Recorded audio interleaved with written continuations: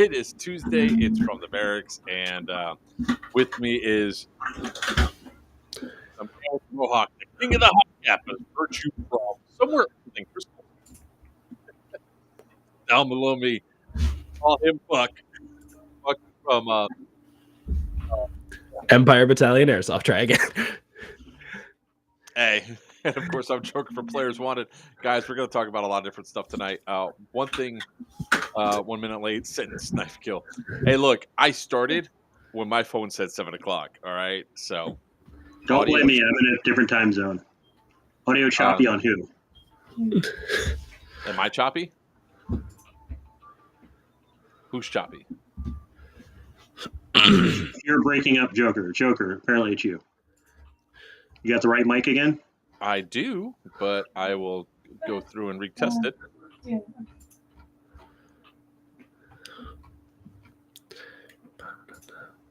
Nothing. You all hear me now? Yep, there you go. Let's just hope it stays like that. Okay, well, that's always weird. Indeed. All right, guys. So we're going to talk about a lot of different things. We're going to talk about some props in airsoft. What are some of your favorite props? Do a backflip? Yeah, no. I'll try, but my sick ass will probably face plant. Look, I won't even do a backflip into my own pool. All right. So we're going to talk about props. We're going to talk about melee kills. We're going to talk about all of the cool things that happen with airsoft and everything else. It is Tuesday from the barracks. Of course, the more you guys interact. Did you literally pull that out just for this? Maybe.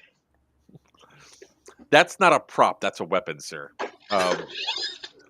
And it does have an orange tip. It's just currently covered. Leave me alone. All right. So let's jump in right into some of the upcoming events that we have going on. Guys, we have Geiger Lance is going to come up at the prison. If you guys been to the prison at the Haunted Sanatorium Prison in Crescent, if you've been there before, you know the AO is really awesome. We have a really unique event planned for you guys. I've been repurposing stuff to make props. So, yeah, a bunch of cool stuff. Watch out for Ant-Man. We are going to be doing, at least I am going to be going a couple of my boys up to Third Coast Airsoft's event, Series Viking 4. So that's going to be at the Guardian Center. Definitely looking forward to doing that one. Sometime in October is Operation Lion Claws event where they're going to go back to that mill they were just at the same weekend as Bad Blood. So we're definitely looking forward to that one. And there's probably a couple other things that are coming up in the near future that we're going to be checking out and going to. So with that being said, let's talk props, shall we? And of course, we're going to go right to talking about Geigerland props. So I realized I probably should have been doing this sooner, but when my son gets his infusion, this is like his bags of saline that are like leftover and reused. I simply just refilled it with water, glued it shut, and just add a little bit of food coloring. Now we have a prop. Don't know exactly what I'm going to use this for just yet. I'm not sure what it's going to be used for, but it's really cool when it's lit up. What do you think, Sin? I mean, apparently you had free time. This actually didn't take that long to do, to be honest with you. I was waiting for the nurse to finish up. I said, ooh, let me have that. And filled it up, just hit a little bit of food coloring in there. And I got more hanging up on the wall. Yeah, I just need you to put them all in a cooler and then go through another drive-through and see what happens. We'll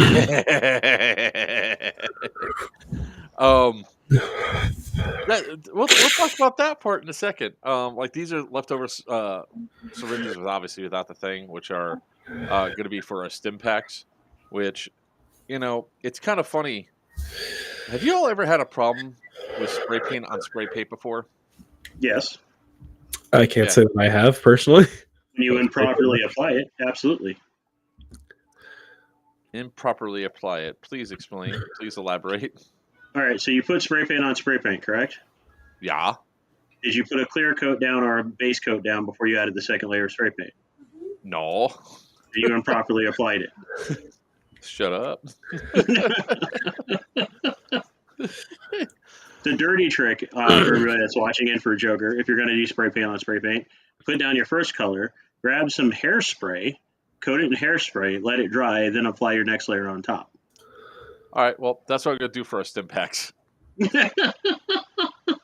Because I don't think you guys could see it, but there's like chipping and everything else on there. Because I hit it all with blue first, then I went over red, thinking, "Oh, this will be fine."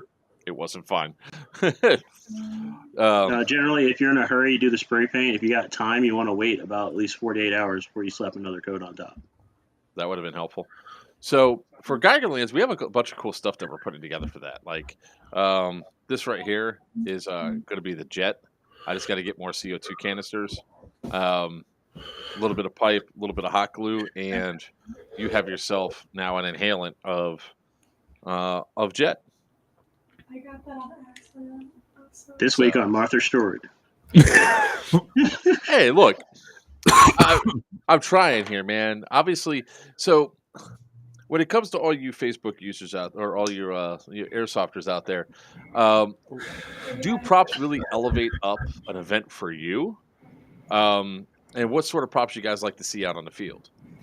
Do you have any input on this, Buck? I love how you're wearing like the Tony Stark glasses, by the way. Oh, sorry. This is just my blue light He's filter. rocking the Edith. Blue light filtering glasses. Personally for me, it really depends on the event. Like, for instance, we can talk about Bad Blood. That really worked well with like the coolers that they had. Like the past few years, we used to have the ammo boxes, and those were just dog shit, and everybody was just running around grabbing them. But I'll say this year with that coming up, I mean, I think like the objectives having props themselves are pretty cool, but other than that, I haven't really had too much experience with like other props being involved personally. Like most of the events I used to go to were like defuse the bomb kind of thing. Yeah. I've been to a couple of sorry. Go ahead. I was like, I've been to a couple of events that go overboard on their props. I always feel there's a good middle ground with props. But there was one event, I want to say it was one of the desert events in Colorado. It was awesome. One team had to defuse a bomb, but the other team had to arm the bomb. And to arm the bomb, there were parts of the bomb all over the AO. You had to collect them and then figure out how the hell they went together into the bomb to activate it.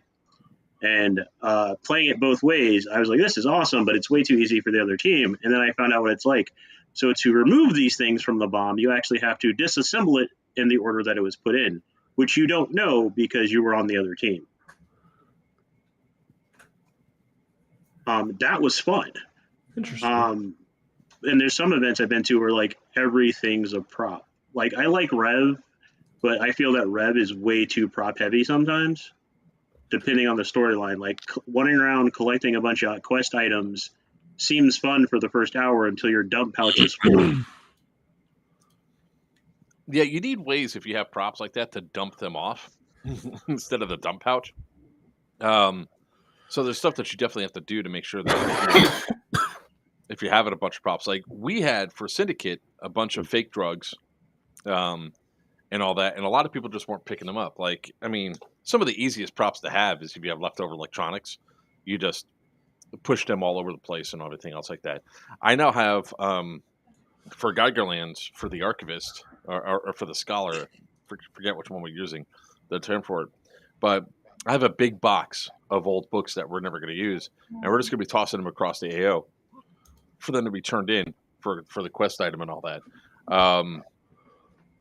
So it's one of those things of looking around for items like that to try to get a good idea of where stuff is. I mean, for RP events, it brings immersion into the world. Yes, it does. That's what we're trying to do with a lot of the events that we're doing now, is to bring you guys more immersion, so you guys have a feel like, hey, this is kind of cool. This is sort of a deep dive into some of these games, because we're going to have role play events and we're going to have Milsim events. So we'll have a best of both worlds when it comes down to it. So, all right. What are some of like the coolest props you guys have seen?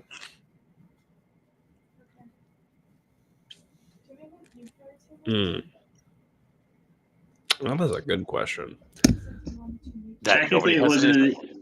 No. It's a toss up for me between two separate things. One was an event they had in Scotland where somebody built a cockpit simulator, basically, Whoa. and we took the airstrip, and a player had to sit in the cockpit simulator, and that's how they handled JDAMs and drone strikes.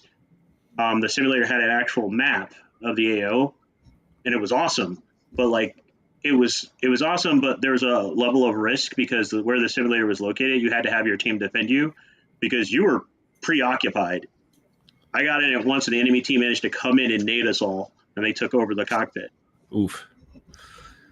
And the other one had to be actually that bomb game in the desert was just the level of detail that went into it. Like whoever made it was insane because like each part of the bomb had these little magnetic metal pads. So if you put it in wrong, it wouldn't work. When you put it in right, they would light up and then make a sound effect. And then once you got the bomb put together, they actually borrowed Gladius's voice to inform you that the bomb was armed and all humans should evacuate a 10-mile area. But like that was something some guy made, and I find like those are some of the best props I've ever seen. Like you can go buy bomb props, you can go buy control boxes. There's so many things on the market now, but like some of these guys have gone above and beyond just building some of the props, and those I find are some of the most awesome ones. I mean, that is kind of cool. I saw one bomb prop from the person that we don't name anymore. Actually, it's at Greg's shop. Oh, That okay. could be programmed. Everything else has got lights and everything. It actually could set off a grenade as well inside of it to simulate an explosion and smoke and all that. So it's kind of interesting to see some of the props that are coming out.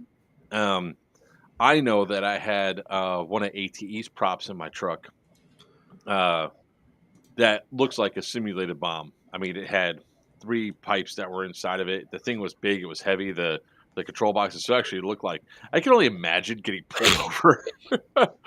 The cop comes in and goes, "What the hell is this?" EOD specialists are going to have to come up and everything else. It's going to be like, "Oh, please don't blow up my truck." Which leads into another problem. Like sometimes when you have very realistic looking props and you don't think anything of it when you're going around or anything else. What Sid was referring to is that Syndicate 2 had a bunch of fake drugs handed off to me just before I went to McDonald's just down the street. So I took these fake drugs and just tossed them on my dash, not thinking anything of it because it's harmless, it's nothing. I pull up and a lady's like standing there and she's about to hand me the stuff and she's just looking inside the truck. I was like, "Can I have my stuff?" And she's just looking. I was like, "What?" I was like, "Over." It's like, "Oh, that's fake." And I just took the stuff from her.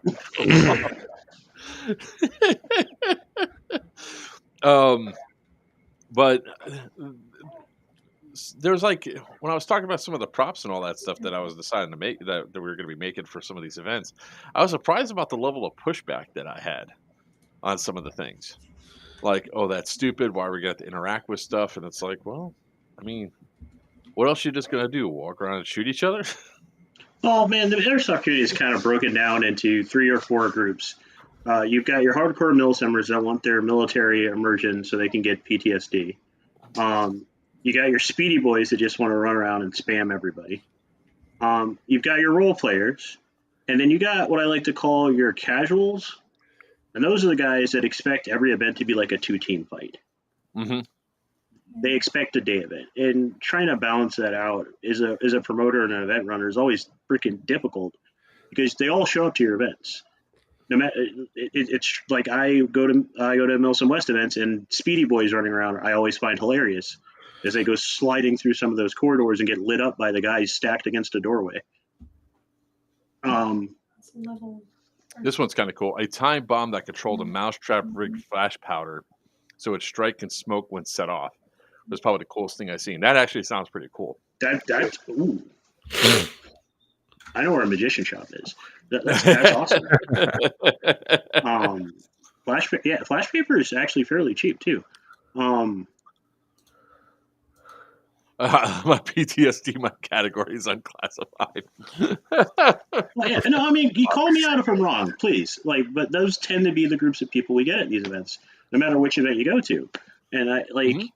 and the casual guys I find are some people get annoyed by the hardcore milsimers. People get annoyed by the speedy boys. I get annoyed by the casuals because you knew what this event was when you showed up. Why are you upset that there's actual content? Hard balances to find there. It's kind of funny because typically, like when you're watching, like when you do events and all that, we had this happen at Bad Blood. Um, but the team that is like the least popular or sells the least amount of tickets before the other factions get sold out always ends up with all the casuals on it, and that team always has issues. Always. Blackers. No, this year was Marxist. Nice try, son. Was it actually? Yeah, yeah. I know you guys got a lot of them. You don't get me wrong. I saw it. You guys got a lot of them. I feel black shirts got a bit more. Like as far as team balance goes, Marxist had maybe 10% casuals. The black shirts was like freaking Higher than that. 50-50. Yeah, but No. black shirts was like 50-50. They had a whole like chunk of their like over half their team still sitting in the start point 2 hours into the game, just hanging out. But that's black shirts in general. You can't really say that's casuals. I really don't want to hear that at all. That comes from a mentality of a previous CO. I'm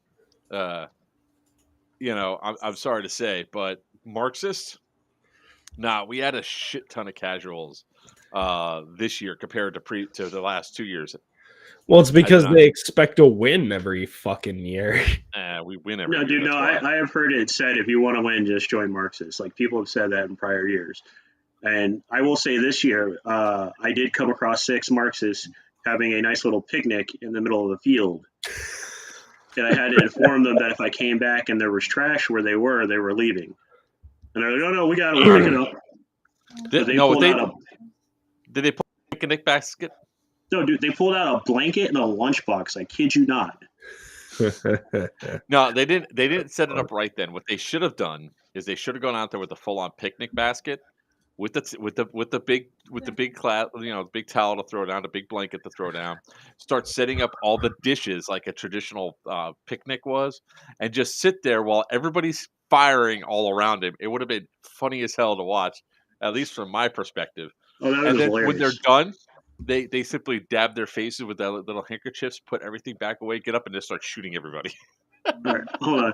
Hillbilly Tactical, it's CQB. We have a simulated bomb built with a timer diffusing code and all for Counter-Strike style rounds. I have seen those. Those are awesome. Actually, I think Papa has one of those sitting around his shop too. Yeah, that's from the person that shall not be named. Yeah, those are freaking awesome. But Yeah. to according to what Joe was saying, I did want to do this at Rev one year. Actually, the year I couldn't make it, I wanted my whole crew to show up dressed nicely, suit and ties, and we were going to have a tea party in the middle of a fight. Bring the table out there, set the table up, put it there. Oh, dude, I have a collapsible poker table that has a portable top that I was going to bring, so we just set it up and have a tea party. Tactical tea party. I hate that. What? Just tactical tea party. The idea of that just pisses me off ever so slightly. Oh, dude, Buck, you'd have loved my Walmart rant. So I love everybody. I love our fans here. I love my fans for everything else I do. But there's this trend for like a year where anytime somebody found something that had tactical in the word, they would send me a link. Adding pockets to your booty shorts does not make them tactical. Tactical booty shorts. And if people, it's like I think it was either Jay or Starman sent me a photo of tactical Crocs because they know how I feel about Crocs. Yeah, it was Jay because I got the same damn image.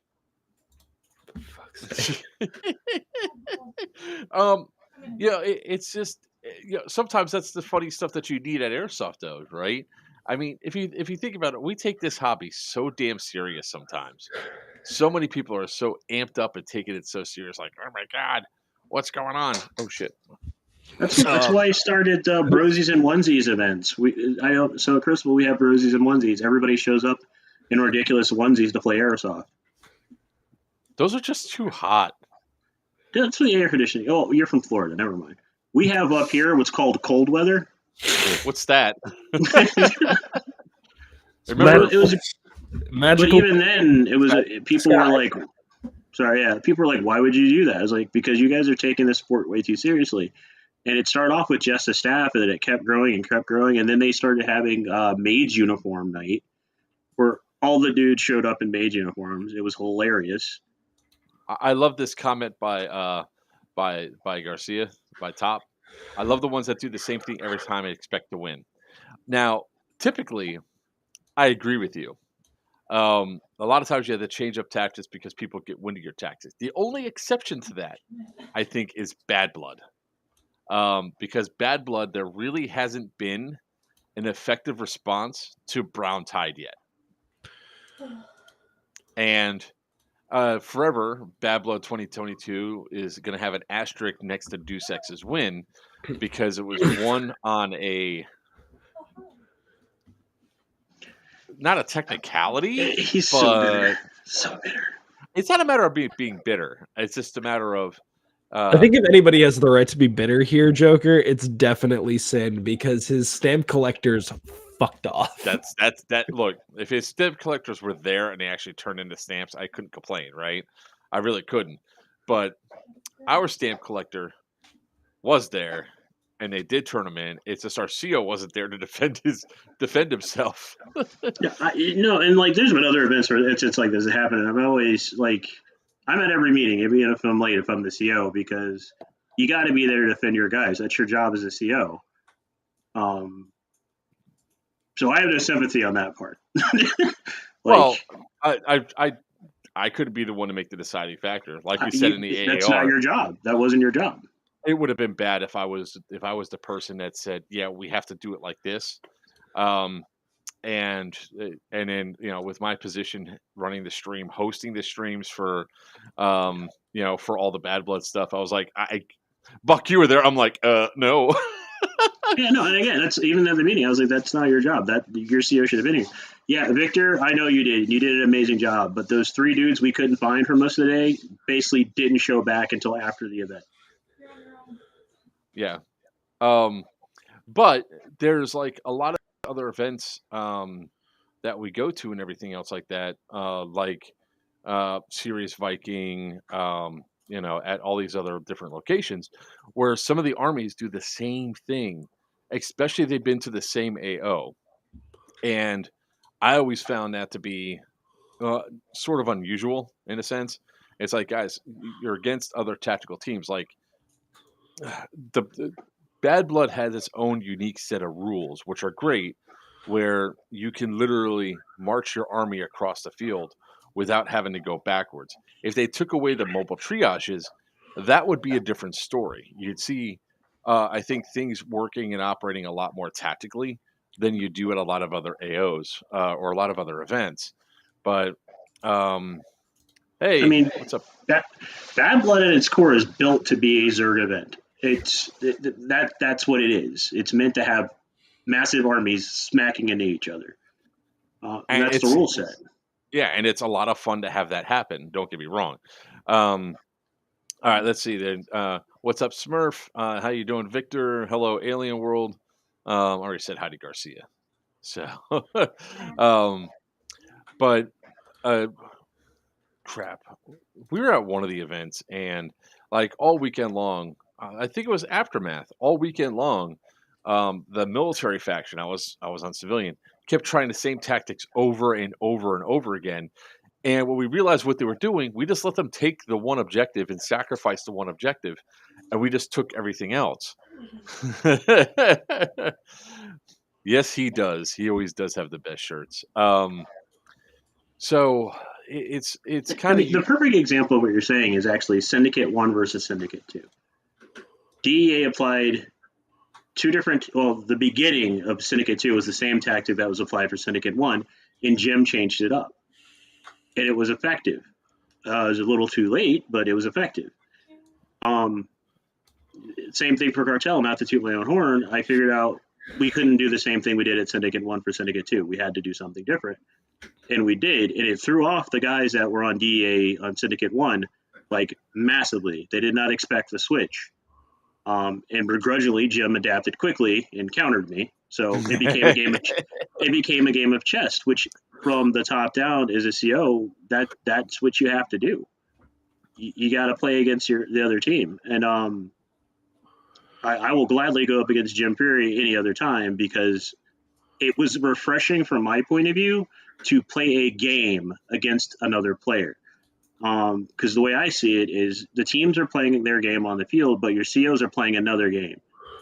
And Syndicate 1, no offense to that CO, I felt like I was playing with myself, if that makes any sense. Family show. Yeah, not in that sense, but like I made these grand schemes and these brilliant plans that just worked because there was no counter being proposed. And when I started going up against Jim, every time I was like, all right, we're going to do this plan, it would work. And then Jim would freaking counter me and I would have to move on to my next move. And for me as a CO, that was a blast. And that's, that's also like one of the reasons why we play Airsoft and do these things, because chess and hide and seek. We do that. That's one reason why we play these games, because you get so many different experiences and everything else. Even at the prison, two distinct different styles of gameplay that happened right at months apart, or pretty much only about 5 or 6 months apart. So that again, as you said, is kind of awesome to see when the games go through. So I'm looking. What I loved going back over to like Syndicate 2, we had all these props, and so many people, even though we laid out all the props for people to find, they didn't get a lot of them, and they just seemed to ignore the time and effort we did. Give me 1 second here. Shoot. Sorry. I'm sure that's about Airsoft tomorrow. There's all sorts of cool and fun stuff that we can do out on these AOs and with the props and stuff that we have out there. But we did make a big effort to make sure everybody saw what they were supposed to interact with. But like, you had too many people that we just had issues with. People just saying, "I'm going to shoot people. I don't care about your props," or like all of DEA that seemed to ignore most of the props that are out on the field for most of the time. It was kind of funny, in my opinion. Yeah, it's a bit hilarious. I was listening to staff channel as I'm calling in for pickups, and the guy's like, "Yeah, go over to green again." My guys are literally conga lining in with like handfuls of drugs. I was like, "Did you guys leave simulated drugs?" I was like, "Did you guys leave stuff out there for them to take?" And one of my teammates was like, "I just waited for DEA to go past and then picked up what they didn't take, and they didn't take anything." So it's like always a factor and always cool. So, hey Buck, are you going to be coming out to some of the Syndicate games or the prison games? I'm hoping to be able to come out to the one in November, but I cannot make the one in August, sadly. Fired. So fired. That's I it. I know. It's such a tragedy. Yeah, no, I've been trying to get things squared away with work and everything. It's just the amount of actual time I can actually accrue for taking time off is dog shit. I get 2 hours every paycheck. That, Where are you? That sounds horrible. I work for the government. Oh, yeah, that's why it's horrible. Yeah, it's awful. I work for the government. I'm not going to say as to what I do because that technically breaks my contract. It's fine. We know you're a high-end prostitute. Damn it. Fuck. Yeah, why are you giving away my secrets, man? That's what I like to see, Tyler. Got this green kit ready. Tyler, did you already get your tickets? Looking at at the ticket things, like we were told a whole bunch of people bought tickets, right? It's not reflected in ticket sales. Those have unbudged for a while. When it comes down to Scorched Earth and everything else like that. So if you guys are waiting to get your tickets, get them now because it makes it a lot easier for us to plan our events when we know how many people are coming. Yeah, and that goes for any event you're going to. If you can't, so what I do is if I don't have the money right now, I have my PayPal account, and I put a little bit towards my ticket so I can get it as soon as possible. Because some events, Bad Blood's a perfect example. Teams sell out quick. Yeah. But I'm the usually sooner one you of the guys get first your to buy. tickets, the more stuff we can do for that event. Yeah. I always and tell my team whenever we start the planning process, which every year it usually starts in like January, we'll get that first message of the year from Tom and we'll start that whole process. As soon as I get that message, I keep on my guys. I'm like, listen, tickets are going to start coming out by day one because if you don't, you're going to fucking miss it. You're going to miss your opportunity just like that. It'll be gone. And that's it's like some of my guys where we're talking about going to Series Viking. They're like, oh shit, almost every faction sold out, except for the specialty factions. I was like, yep, that's what happens, especially at a popular AO like Guardian Center. It's even with when we have the stuff with Crescent. I got my 9/11 cider. All right, I'm looking forward to it. The other thing, since we're talking about like pre-gaming the gaming anyway, a lot of people have commented about gas prices and things like that. Now is the time to carpool. I literally did the math for somebody. It is cheaper for them to rent a U-Haul van, throw everybody in it, and come to an event than it would be for them to do it individually. Like, this is where making your airsoft friends comes in handy. Make a team, man. It's real easy. All you guys got to do is make like a fucking Discord group and then just make a Facebook group and then you're good. The funny thing is, or we use WhatsApp personally for our team. Ew, but that's disgusting. Whatever, man. Hey, look, Viking. Series Viking. Yeah, what are the dates for that? September 16th through the 18th. We also, my team primarily, unfortunately, uses fucking Snapchat because no one wants to use anything else. All right. Rough. So I'm not saying it from like a perspective of what the hell are you guys doing. It's just like, God, we're talking about you're talking to your teammates, so you're getting literally algorithmed to death. Unfortunately, it's the only fucking social media that every single one of that's exactly the problem I have with my team, and that's why we use WhatsApp, because all of my guys have WhatsApp. So, and ladies, I should not discount ladies. My team's a fucking sausage fest. It sucks. Well, I mean, I've been lucky that I have, Sarah. She's our driver. There we go. The Amazon's our driver. Then we have Emma, who you both met at Bad Blood. That girl's nuts.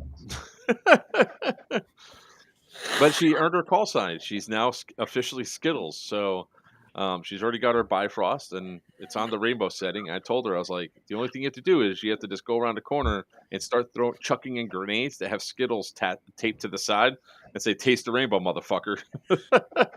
Yeah, dude, I watched her doing the zombie game, and it was hilarious because everyone else is running past stamps. She goes sprinting by me, covered in stamps. Yeah, that was her. That was her. That's awesome. She was loaded up with stamps. I was laughing my ass off because I thought it was the funniest shit I've seen in a while. Especially when I watched her when we were reffing, and she's going like, I was like, wow, she does not have a bare patch of skin on her. It was really funny because I saw her coming. I'm just kneeling down there. I go to make the lunge for her, and I was like, "You're dead." She goes, "Nuh-uh, you have to touch me 3 times." I was like, "No, only once." Yes, I do have a team. Screech Dragon, Team Screech Dragon, the Fatty Dragons. We come rolling across, and it's funny because with my team, at least, I have a mix of players, which I love. I have my speedy boys, which I could trust to get the job done, pushing in buildings and all that. I got some slower movers that are a little bit more cautious. So yeah, Team Screech Dragon, and I got teammates in several states. So, I mean, I love and hate that thing at the same time. Plus, some of my teammates are also scattered across the state of Florida. So I got a couple of guys in Orlando, a couple of guys in Tampa.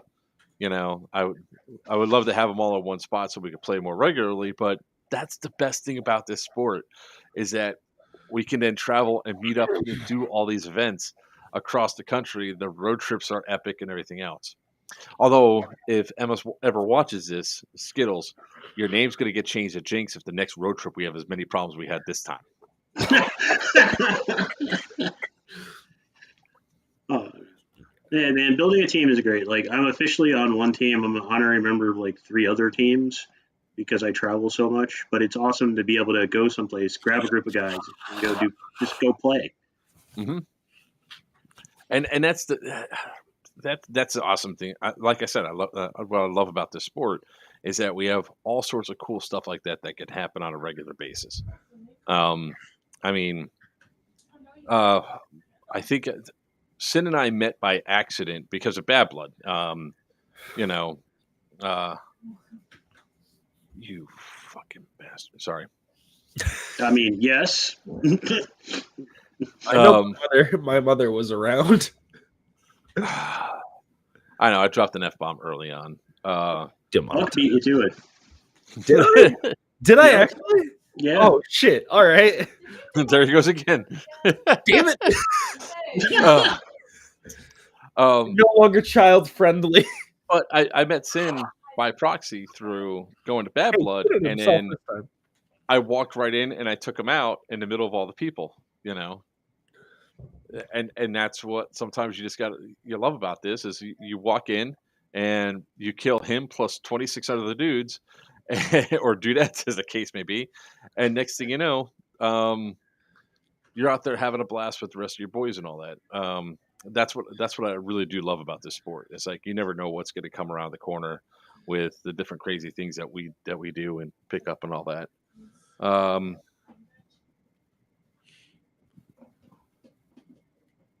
Oh, sorry. Sorry. I keep getting texts. Let me just send him a message real quick. I'm streaming right now. Leave me the hell alone. Oh, yeah. I already had it. So, Serious Viking, my schedule is actually currently clear at the moment. I have to talk to other people to make sure it's actually clear because I don't. Remember, we're going I just green. go where they tell me. We're going green. Yay, green. Well, I also found a welder locally here that's going to help me with the battle bug. So battle bug 2.0 should be done within a couple of weeks. I just got to get the metal. I'm hoping that I can start reaccumulating. Wait, what's your? Go ahead. Sorry, you're paying on field banning players from making memes about said field. The legality of it is highly questionable, and I've already had to deal with this. I think on the field's point of view, it's idiotic. Any publicity is good publicity. But banning players for it is just stupid. Unless that field has a sign posted in the policy stating that all footage filmed and are captured on their property is theirs, which they can legally do. If they don't have that sign and they ban you, they're legally culpable. It's kind of interesting. Well, I mean, we've already dealt with this nonsense when it comes down to a particular field, the particular field banning people for essentially no reason. And I mean, personally, I always think it's bad form if somebody is banning like somebody for doing memes. Like Sin said, it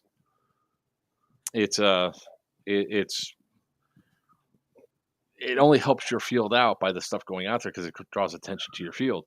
I heard a couple of people get banned from a field because they're posting about the cheater videos because the people that were caught were actually reps for the field. And it's like, well, that's kind of stupid. Cough, I-70 cough. Exactly. So Serious Viking is in September, Tyler. Yes. So it's like it's one of those things where you know it's like how do you ban somebody because they're putting so what you don't like what happened that your guys got outed so you're gonna get have a hissy fit and go on tirades and ban people. It's kind of stupid in my opinion. I don't think that anybody if somebody's doing a meme of a field or whatever, go for it. I guess Yeah. I mean if you're posting stuff that I mean, what could get you in trouble the other way around is, I guess you're posting shit that just plainly isn't true. Um, When it gets you to know, slander at that point, that's when I think it's libel. yeah. Yeah. Remember though, it's only slander and libel if it's proven to be untrue, and that's Or if you the know problem. it's untrue.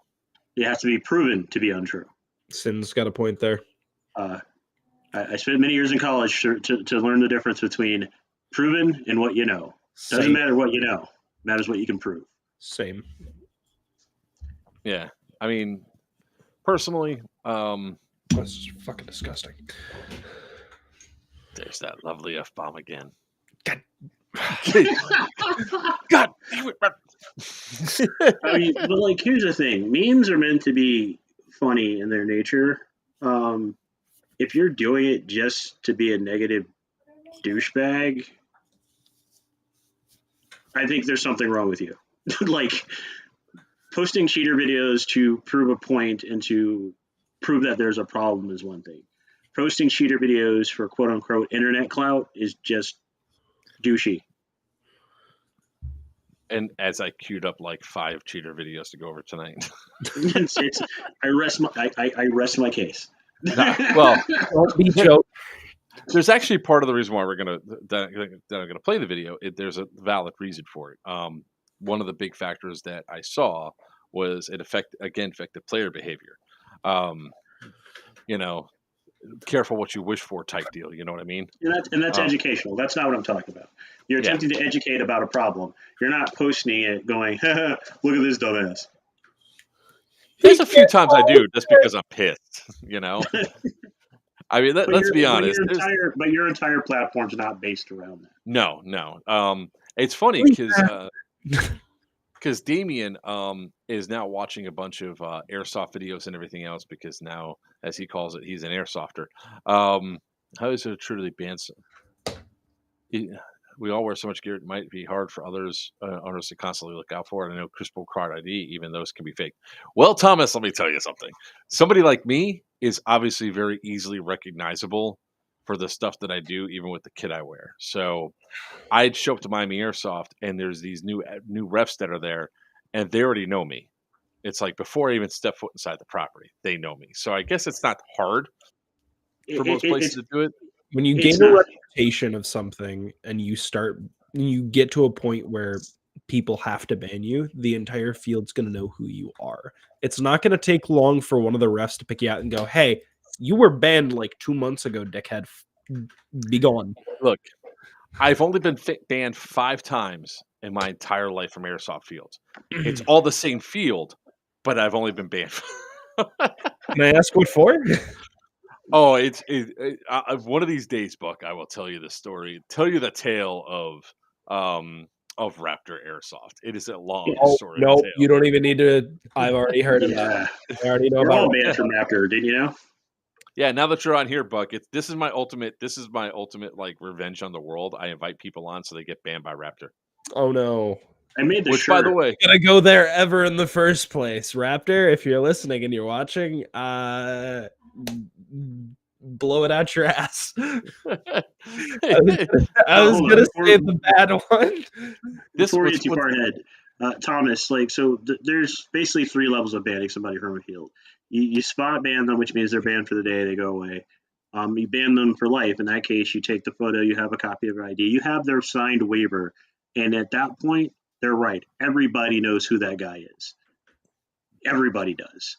Yeah. The third level is you actually trespass them. You call the police, the sheriff, whatever, and you trespass them. That affects them for the rest of their life, and most owners don't want to get to that point. But I've seen generally, if you're banned for life, they tell you, if you come back, we're going to trespass you.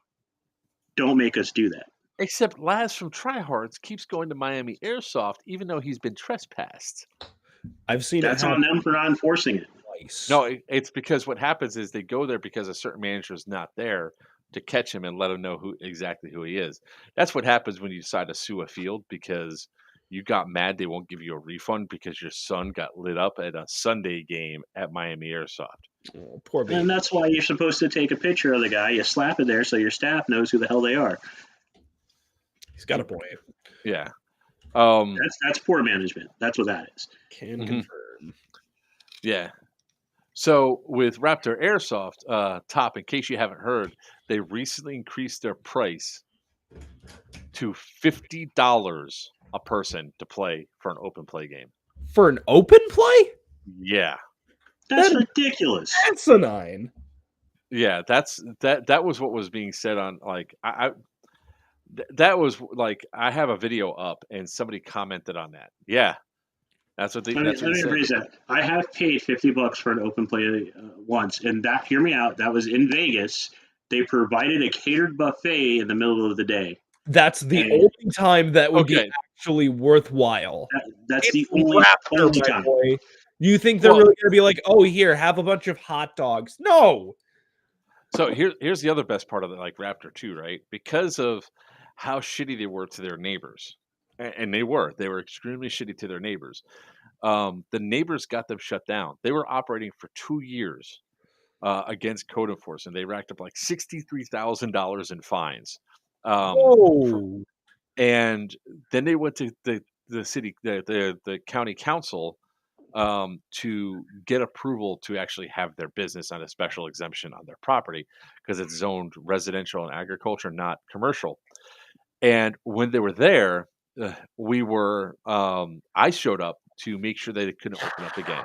I mean, between the rampant homophobia, the sexism, the preaching, the wanting all effing liberals to die type deal, they were treating their neighbors like such shit. So people turned out in droves. Well, when I was there, I cost them probably $30,000-$40,000 because they only want to put a 70-foot vegetation berm or buffer between the field and the neighbors. And I said, 70 feet? Try 100 feet. She tried to say out of the box, these airsoft guns only shot 100 feet. What? I said, I could go out to my truck right now if you want, and I could bring in the box that shows you that out of the box, these guns are shooting 350 FPS and have a range of 250 feet. I was like, 70-foot vegetated berm is just not going to do it. It needs to be at least 100. And on top of that, they're butt up right against the Ocala National Forest Wildlife Preserve, and their BBs are shooting into the preserve. So, and they're not enforcing a biodegradable BB on their property. So the county council forced them to use bio BBs only, right? They said your players must only use bio BBs. Not that your players have to buy bio BBs from you, just your players have to use bio BBs in the field. So Raptor said, aha, another way we can make money because we're in the hole hundreds of thousands of dollars. Let's go ahead and make the players buy their BBs from them. That's ridiculous. All right, it would be fine if it was something like a quality product, like maybe like HPA or something like that. The cost for BBs, hold on, which by the way come bagged, pre-bagged. They don't even come like inside. Well, actually, I don't know this for sure anymore. Let's see here. Let me I'm go to the sorry, I'm page real reading quick. questions here.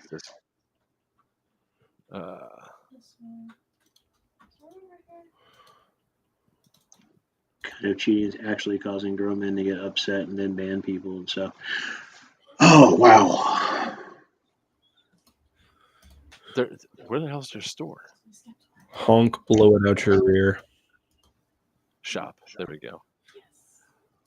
Alien World, to answer your question, 90% of the time it's a safety issue. That is ignoring minimum engagement distance, that is full autoing people at point blank range. Some people have a short fuse. The biggest thing I've seen people get banned for is starting a fight over stupid things. Like most of the time, even if it's blind firing or overshooting or ignoring minimum engagement distance, you get a warning. You get 2 warnings before you go home for the day. Nobody really gets a lifetime ban for that often. I'm not saying it doesn't happen, Oh but God, this is. I have not been to their website in forever. They updated their website. Oh God, this is freaking hilarious. judging by the look on your face, does it look like a MySpace profile? No, I mean the site. It's not so much the site that's on there. It's the comments on. Let me just put it like, what are airsoft guns and weapons? Airsoft guns are made of polymer and have a lightweight feel of real guns. The weight and feel of real guns. Airsoft guns usually run on battery, air tanks, CO2, or green gas, depending on the type of airsoft gun. Airsoft guns are made to replicate real guns such as snipers, M4s, pistols, and shotguns. And in paintball, you have to be quick because those fields are so little. Airsoft allows you to hide much further differences, and your long-range sniper airsoft gun, you could choose to run up closer on your opponent with a pistol, M4, and shield, or immediately plastic weapons such as plastic sword, plastic hatchet, plastic paddywhacker, or plastic meat hook. Who wrote that? I have no idea, but it's That's gold. Wait, that doesn't even. Oh, no problem. I have a few comments. I don't know which one I want to say first. Just so you're not helping me. What? Oh, No. that is very We sell. Oh wait, do you have food? We sell snacks. There's a Slim Jims trail mix and Coke for $1 in the shop.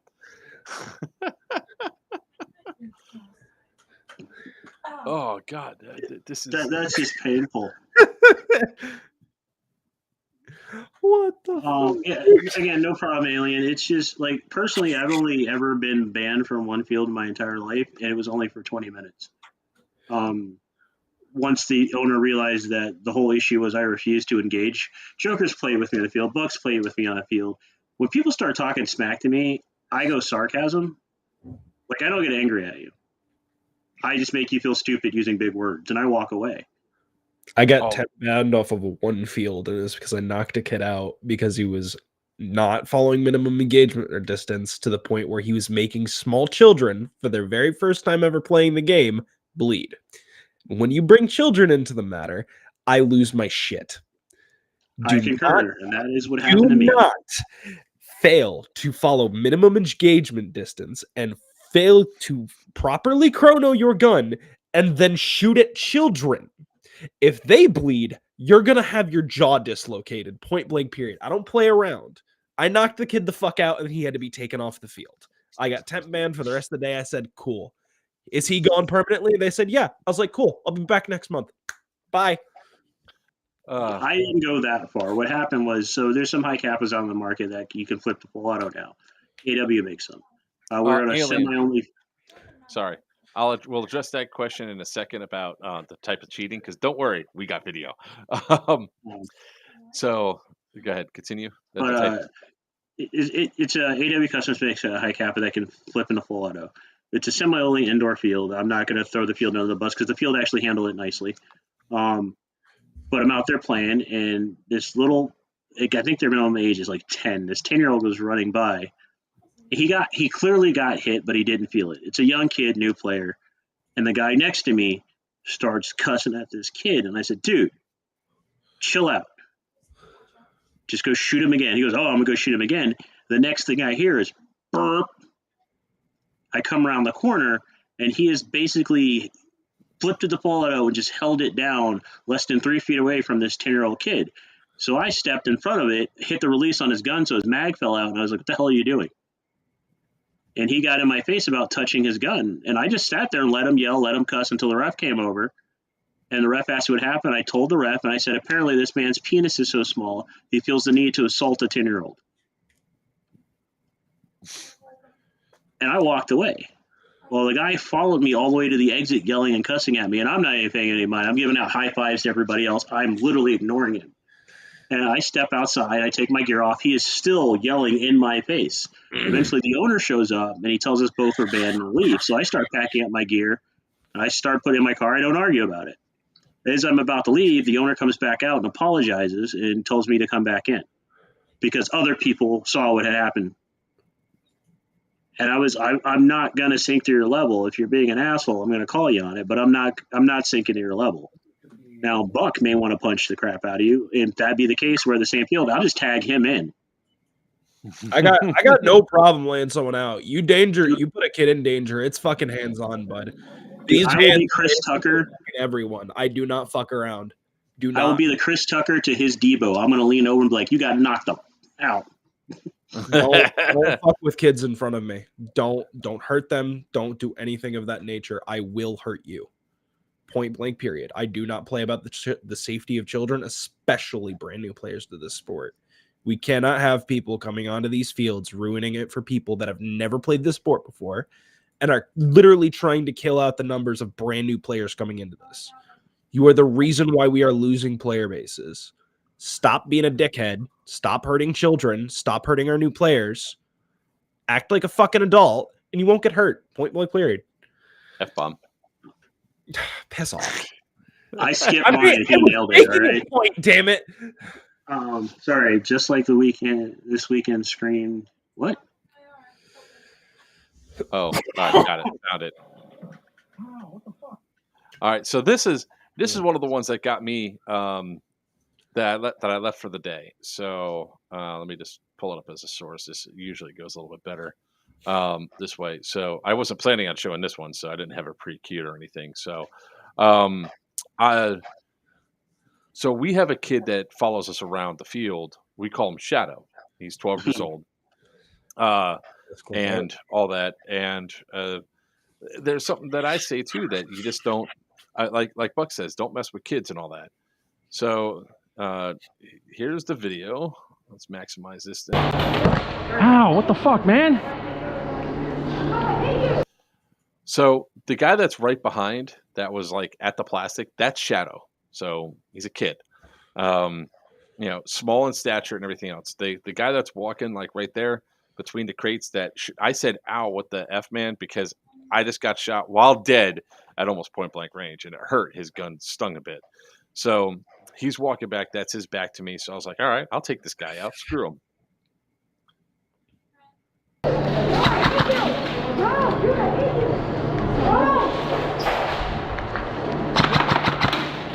Put your hand up, dude. You didn't call your hit. No, you didn't.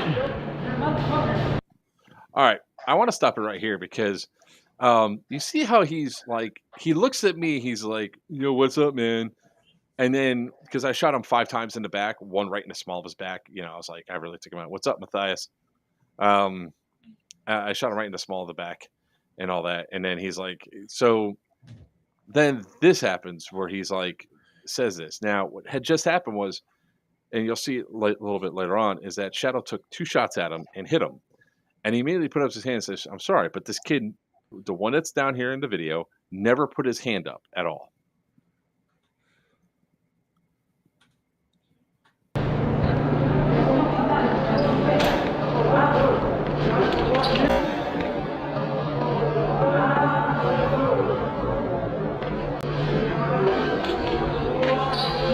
Yo, you will not get in the kid's face. Don't even put your hand up. Walk off the field right now. Walk off the field right now. I'm gonna fight. Yes. You put your hands on the kid. Walk out now. Walk. See, there's that right there was Shadow's 2 shots. Pop, pop. That's it. He didn't go overboard. He didn't spam the trigger or anything else. What the difference was, that kid took one look at me and said, I want nothing to do with you. He took a look at Shadow and thought it was somebody that he can bully. When I came around that corner, it looked like he had his hand at Shadow's throat. Shadow was retreating. I said, hell no, Papa Bear mode activated, and I went right into him. Now, when I came up, one of the guys in back actually hit me in the back because he was about to throw a punch. All those people around that one kid, because that one kid was wrong. And I didn't find out later on until that he was 16. But how can you tell the difference? The only thing you see is somebody far outweigh and outsize a younger person that is being threatened. I don't go for that. So Yeah. What age would you consider appropriate for a kid to be playing? Um, we've had this depend. conversation before. It depends on the field. It depends on the kid. You know, like we waited for Damien to go out there until he was 12. I think But that's a good age, honestly. 12 is a really good age. That's most fields are accepting about 12 years old as long as they have. There's some 10, there's some 12s out in the Midwest. There's a couple of 8s. But here's my thing: appropriate and legally allowed are two different things, in my opinion. We've had this conversation on the show before when Papa was on. I think maturity applies more than actual age. Absolutely. Because there's some 10-year-olds that come out and play at fields I go to that are more mature than the 40-year-olds that come out and play. Absolutely. There's some 40-year-olds that I keep asking if their babysitter is there with them because they want to do something stupid. It depends on your insurance as far as legally allowed appropriately. I think it really does depend on the kid. Like some of my nephews, I will gladly take out there and play, and they range from 10 to 14. I have two 18-year-old nephews I will not take out anywhere. Yeah. I seen some young kids at Miami Airsoft before playing. Some of them do good. Others, they get hit and they're done. They're like, no, this sucks. But going back to the Raptor thing, to finish up that discussion, was that they overpriced their BBs as well. Like you're getting crappy ass. What the heck? Ugh. I don't know why this video just keeps auto playing on me randomly. Ghost. They followed you Yeah. home from the prison. His name is now George. No, they're not the only ones to do that. Like, I don't like throwing businesses under the bus, but it kind of annoyed the hell out of me. I recently went to a Mirror Tactical event they had in Chicago. I went to their store, and prices were double what you would expect them to be anywhere else, and they were double what they even had on their own website in the store. I always found that weird, but the BBs that were here were low quality BBs, and they're more expensive than HPA BBs. So it's one of those things that is really screwed up about that particular field, and one of the reasons why I never would go back there again. So I just want to end up that last thing. I know we jumped away from it. So what turns out, like, you go to the field and you're expecting to pay, $20, maybe $25 entry fee for an outdoor field or whatever of that size. Then you have to spend another. Oh, and here's the kicker with the BBs. You can't bring the BBs back another day and use them. You can only use what you purchased that day. What the fuck? Yeah.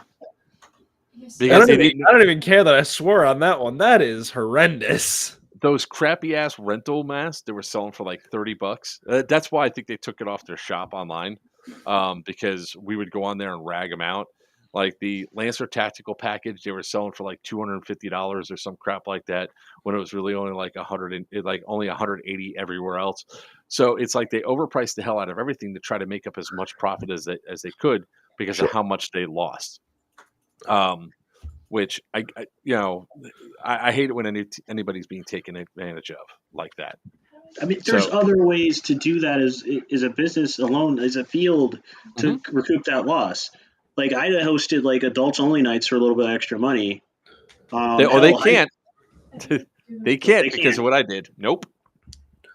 When you piss off your neighbors to such an extent that they had a long list of people that were going up there to speak, and then you had people from the airsoft community come in and speak and say and put them in their place, they could only have like one weekend a month. They can't have a Sunday game. It's got to be a quiet time for the neighbors. Yeah. This guy would literally set up propane cannons and point them at one of their neighbors' houses and to shoot off the propane cannon nonstop. What? This isn't an airsoft issue. This is an asshole issue. Yeah. Oh, the guys. Oh, this and what's great is this guy's already was a felon for illegal dumping, like putting batteries in the ground. Back in the 90s and shit. What the fuck, man? So when we went out there for Northern Watch, he has like this 20-foot deep pit that's been excavated on the property that is actually into the water table because you can see the water. there's a lot of natural springs in the Ocala, Florida area and everything else. So if any contaminants get into that water supply, it affects all the springs. So yeah, fun shit about Raptor. But I want to go back to what Alien World asked. Can you please explain what kind of cheating is actually causing grown men to get upset and ban people and stuff? I really just don't know. There's so much stuff that is wrong with some players in Airsoft. It's there's like some really bad things. So like obviously there's the no hit calling thing and everything else like that. But then there's also like the other like not often spoken rules of, forcing a trade. That's the one I think pisses me off the most is when I shoot you, clearly you've been thwacked, and then you turn and shoot me, and like that's a trade, bro. All right, I got a channel pop up for a minute. I know I answered this question earlier for you, Alien, but I can sum up 99% of all the problems we have with the word ego. Machismo. Yeah, why would you do that? You've got guys that spend $800-900 on a gun and believe it's going to make them better, and they can't possibly lose. But when you suck, you suck. HP assholes. Bite me. Actually, no. I couldn't miss that dig at you, buddy. I'm sorry.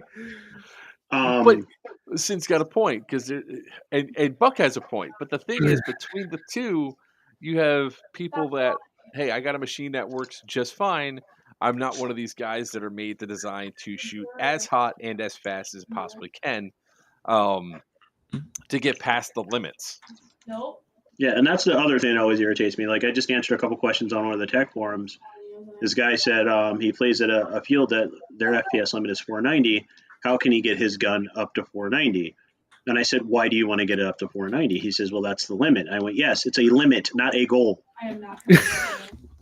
I love If your gun performs well at 300, 325, 350, leave it alone. Pushing something that's not meant to go that far to the limit, it's just going to put more wear and tear and break your gun down.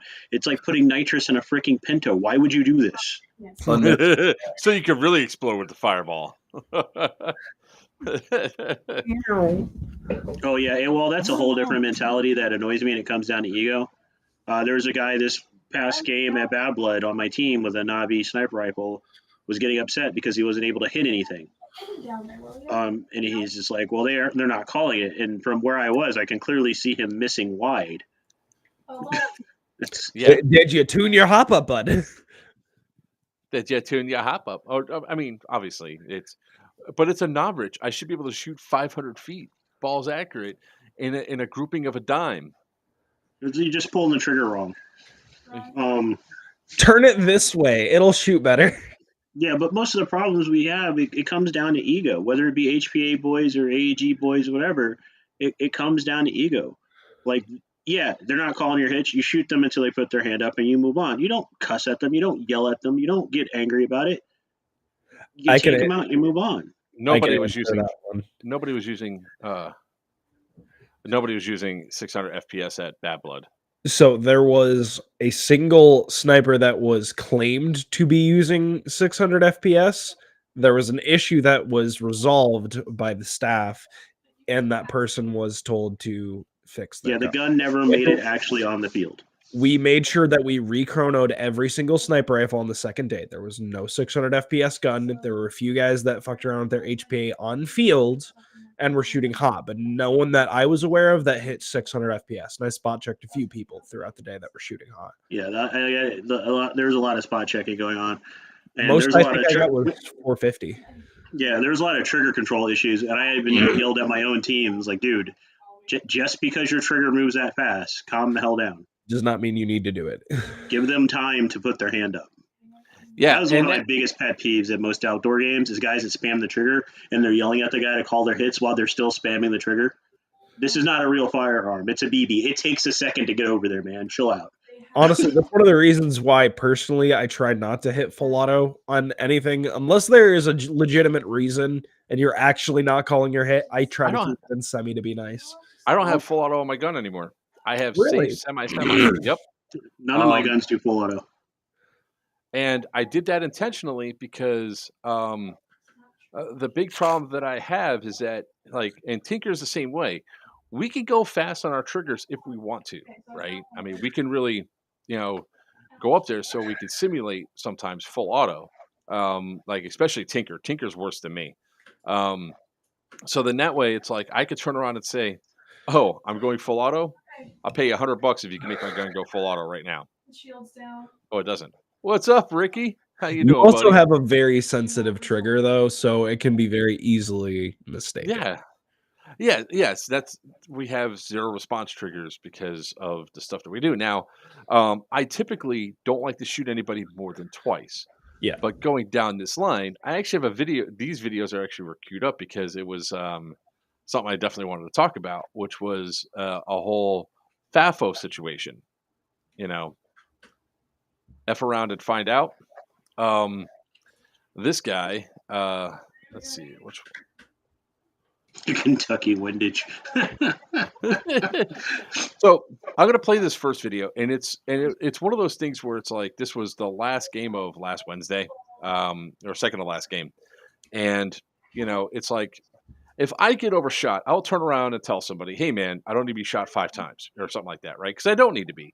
I get shot once, I'll put my hand right up. I have no issues with that. What I have an issue with then is if you decide that you're going to shoot somebody, you know, a dozen, like 4, 5, 6, 7 times in the back, the only thing it's going to do is piss somebody off. And I got Dude, pissed off. I tell people all the time, 3's enough. That's my catchphrase. I get shot, I go, 3's enough.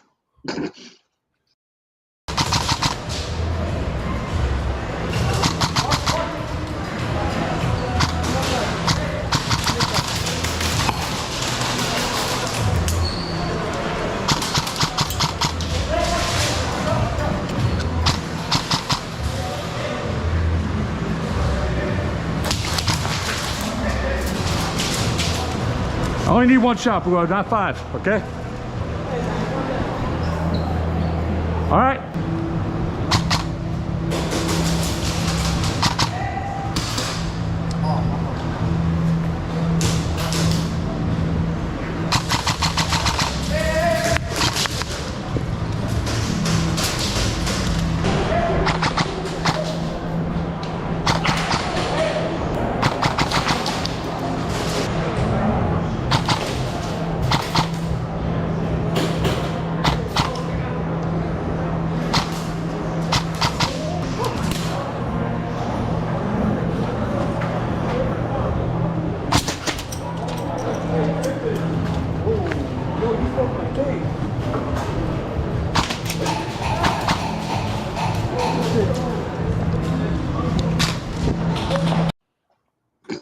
I love the one arm shot I did at the very end of that video. I just did really sideways, really looked. You're choppy as hell right now.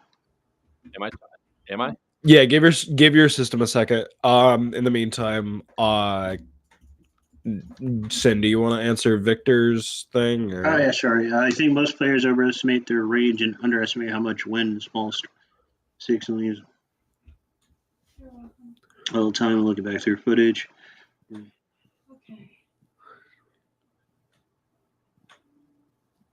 Yeah, you're 100% right. That's why all my guns are semi. I think I have one gun capable of full auto, and I don't actually use it.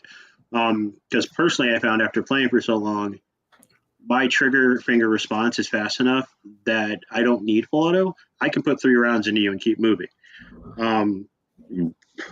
I've had people yell at me from across the field when they're actually bad blood. Perfect example. There's a guy with an LMG spraying down at me, and everything is landing in front of me about 10 feet away. I literally put out my hand and start doing this to guide him in so he could actually like get close to me. And he's like yells at me about he's like, "You're being a smart ass." I was like, "No, dude, I just you're bad at this. You're bad at this. I was trying to give you help." But people don't realize things like that. Windage applies, debris is in the way. I accidentally hit a bird once while I was aiming at somebody. Poor bird. Yeah, poor bird. Am I not choppy anymore? Yeah, you're good.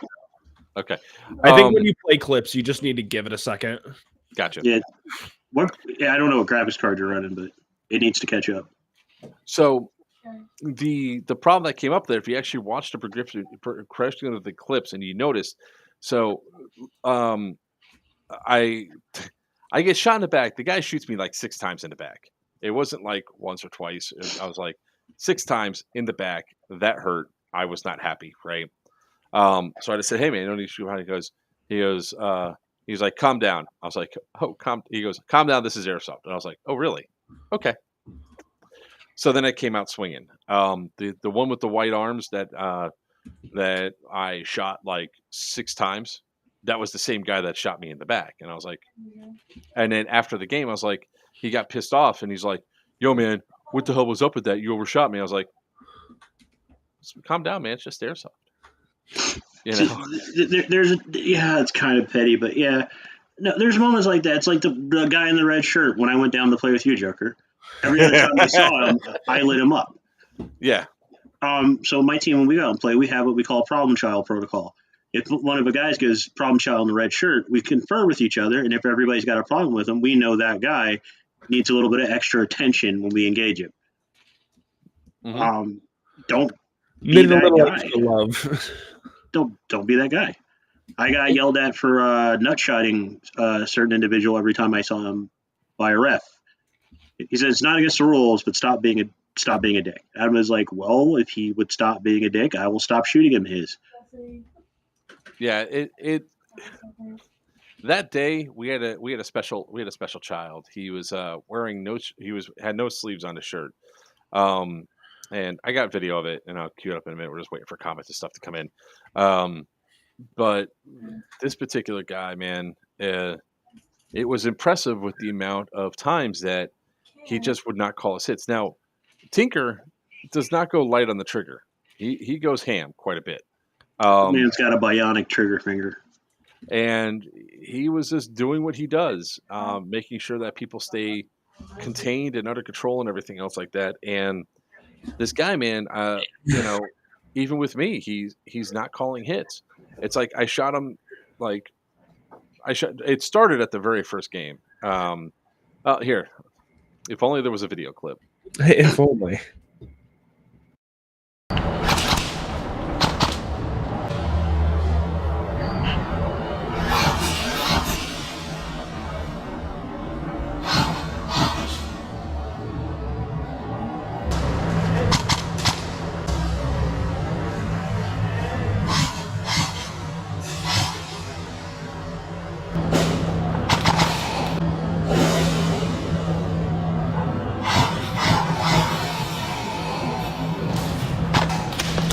Yo, bro.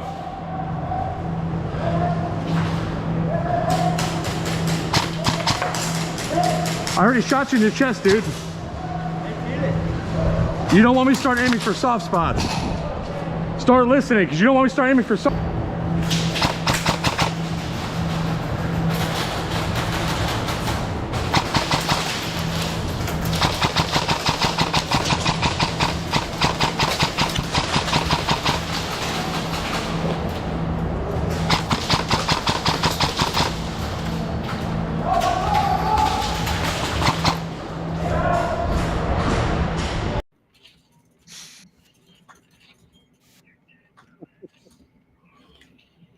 You get what you deserve. I think that was the red shirt kid. I got another video. Same kid? I got another video I could play here. Same guy, same game.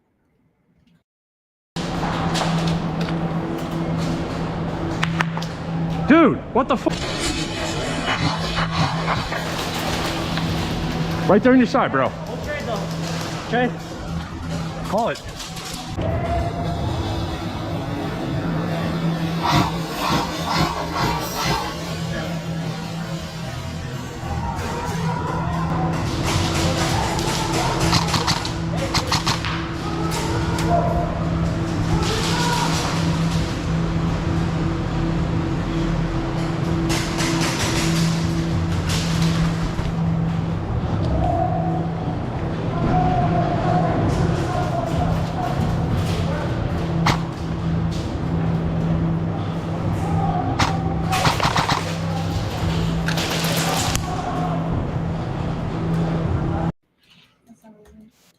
I'm pretty sure that's the same kid. You wanna? So I got it. That's fine. You're choppy again. Oh, balls. Hi there. look at that. Love those comments. Yo, you suck. Cry about it. No, what did that one guy say? Drink some milk. Well, I mean, so this kid, from the very start, the first interaction, everything is he wasn't calling hits, right? So it's a frustrating factor when somebody doesn't call hits, but when he keeps forcing trades and everything else, it really is like almost like a childish mentality for a lot of people, like they could sit there and continuously having to battle through some of this crap. And this particular guy, by the time he left, he was bolted up. You saw in the one clip where he came running from garage or from barbershop, and I shot him all up in his side and right inside of his arm because I started aiming for soft spots. Hey. We made leave. We made leave you the area because you can't handle the pressure. What are you talking about? Oh. I assume he's someone you dealt with at Bad Blood. Maybe not bad blood. I think it's somebody that's. He's on the YouTube channel. I don't know. In Nashville, my dad and I put 6 mags into a dude before he called it and he got angry. Dude, it happens all the time, and it comes down to ego once again. Me and Joker were playing an event at my field, and both of us leaned out and lit some guy up in the chest. And we popped back, and the guy is still there. We kind of looked at each other like, really? Leaned out, and we lit him up again until he called it. Yeah, and that was Scott Sheriff's from PA Tax. Oh wait, are you talking about at MA? Well, both. Now that I think about it, I thought you were talking about that one. That one was fucking hilarious. Where he comes running in and we shoot him up, and it's like, yo, bro, you picked probably the worst person ever to cheat against because I'll just put you up on blast, and you're there to be sort of a jerk to Sin and I. Good luck with that. Definitely a good luck moment. all right, hold on. I gotta address this as a pet peeve. If you're gonna come on the channel and talk smack, at least be coherent. I have no idea what the heck that means. Beat you 10. You get dumb. What the fuck is that? If you're gonna talk smack, be coherent. This isn't even like a dig at like you as a person. This is anybody. If you are going to talk smack on the internet, at least be coherent or remotely resembling actual language. I have no idea what the hell that means. All right, he must play at. I guess he plays at Miami Airsoft. His last upload, he's got 112 subscribers. His last update was 7 months ago. Evidently, he's been banned before because he has a short up there that says "after the ban."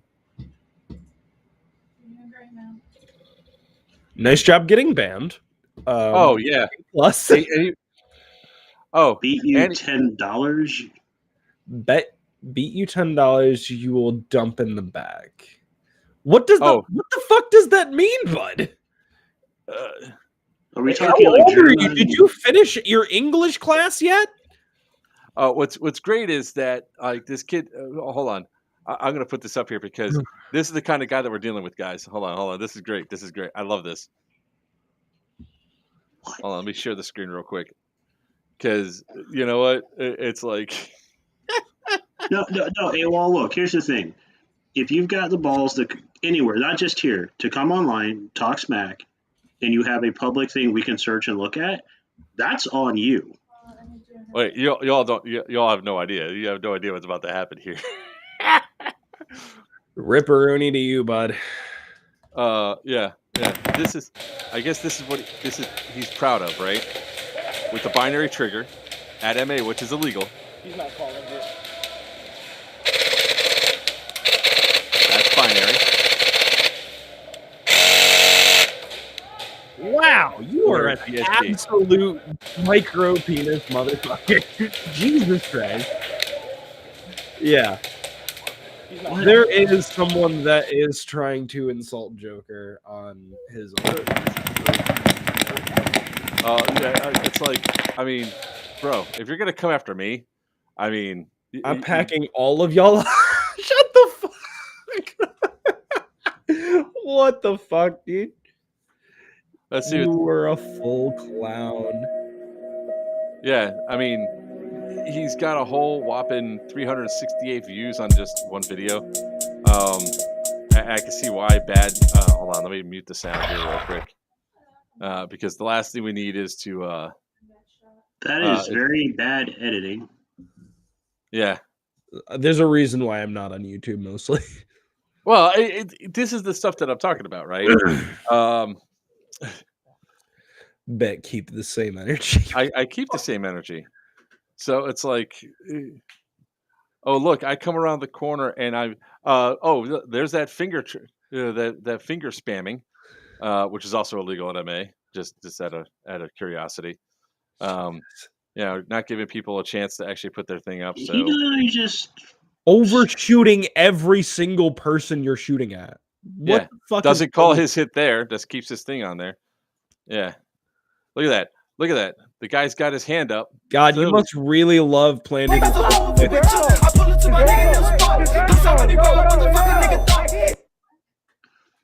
Yeah. Why would you post this? The fuck is wrong with you? This is like the dude to try live streaming a bank robbery. Why would you do this? Yeah. You are what's wrong with Airsoft. Yeah. What the fuck is wrong with you? What? Do you just want to be Desert Fox? Is that it? Is that why you're trying to fucking take every corner like that? And this is the guy that's coming after me, calling me like, what? Oh, it's Enzo. Yeah, no wonder why. This little shithead. Oh, okay. Now I know exactly who it is. What team this is. I mean, these guys. I mean, they do this shit all the time, right? All the time they do this. This is the stupid crap that comes down. What is wrong with your team, bud? Look at that. 90 views, 31 views, 340 views. And it even by definition, right? So if you want to come at me, I could just go through and just tear you apart and all that shit. If you're going to come after me about my stuff, your highest viewed video is 598 views. Right? That's your highest viewed, or I'm sorry, your shorts, which always naturally get higher, is 1.1K. All right, views. What do you mean wrong person, bud? We literally clicked on your link for you on your YouTube. Oh, look, there you are right there. That's hold you, on, bud. Hold on. Analytics and views and all that aside, I don't really give a shit about that. You literally posted a video of you being wrong. Like, I'm not Enzo Goofy. What do you? We know we're not aware that you're team and friends with Enzo. You fuck with.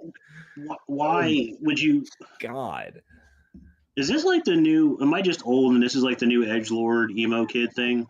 I don't know, but it's like the funny thing about it is like going over my uploads and everything else. How many people are actually like? Good God! Oh now, God, this isn't man! About ego. This isn't about numbers. This isn't about analytics. What is wrong with you? Yeah, bud.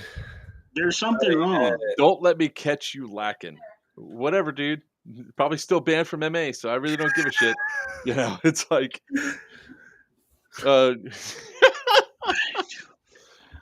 I know who these guys are now, and I've tore apart their team before. The only thing I could possibly think of that what he was talking about, where I left early, was the day I was there on a Sunday with Damien, and people were double tapping him and double tapping me.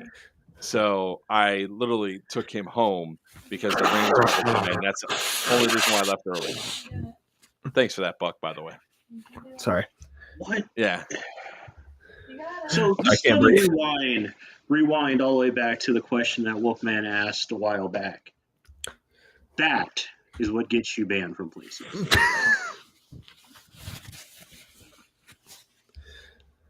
That mentality, this level of ego, legit posted videos of him outright being an ass.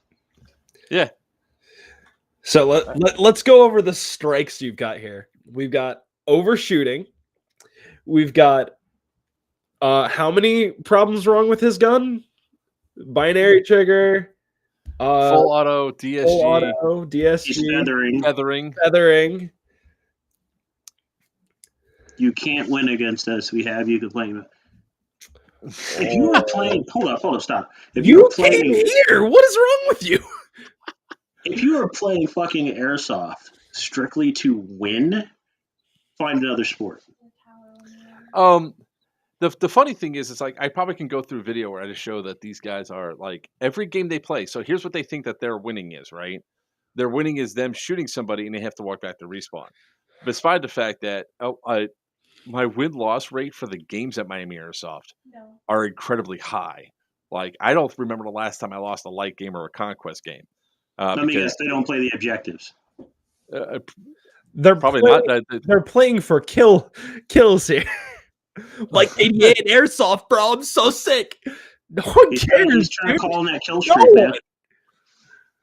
I mean, I haven't seen I you need my guys diesel. out on the field. I literally, I've not seen these guys. I know what team it is now. I have not seen them on in the field in like 9 months. I think they might have been there on a Sunday. I brought Damien there, but I haven't actually seen these guys like playing in months because they usually don't come out during the weekday or whatever. Or unless that's the one idiot with the no shirt that's going on there, which might make sense too. But every single time we swept through and took them out of their spawns and everything else. I mean, it's like they're not hard to take out. They're actually easy to take out. Whether or not they call their hits is a completely different story to begin with, which is obvious from his own video where the dude gets hit, doesn't call his hit, and then proceeds to keep lighting somebody up. Okay, you 'Cause we cannot have say a life. we have a life when you post all of that content and Joker's got this many stories about your entire team. You're it's like You obviously, literally went out of your way to come on this channel and talk smack. exactly. and get schooled. That's the great thing about it. It's like the worst possible channel that you could come to try to like antagonize or anything else, because We're for just the most gonna part, make a fucking joke of you. it's freaking hilarious, man. It's like, what do I get to do for a living? I get to play airsoft and play board games. I mean, I am living my best life. This kid's talking about, oh, we got lives. What that translates into, I'm still in school. Well, no, not even that. He says you can't win against this. You have to complain. Nobody was complaining. We are literally pointing out facts. You're I got the shot one 5 times in the complaining. back when it only takes one hit for me to call out. In fact, when I was shot in the back, if you notice, there was a BB that bounced off my chest. That's the first one I got hit with, and my hand was already up when the dude decides to spray into the back. So I had to come to see him. That doesn't even make sense. I had to come see how my daughter's doing. Okay, let me ask you this really quickly. How many mushrooms did you take before coming here? Where can I get some, and what were the milligrams? No, what was the line from Grandma's Boy? Dante, where do you get your weed from? I'm done with this. Doesn't even make fucking sense. Anybody have legitimate questions they want to ask? This is just this is amusing as shit to me. oh. I mean, it's like this kid probably doesn't. He probably was like, I'm making perfect sense, and everybody else is like, He's probably too high to understand hold on. what sense I got it. is. I got it. He's the product of the Dade County school system. He's probably on retention courses. The reason why he's probably not an MA this week is because, or during for the next month, is because he's probably in summer school. Oh, did baby get held back? Probably.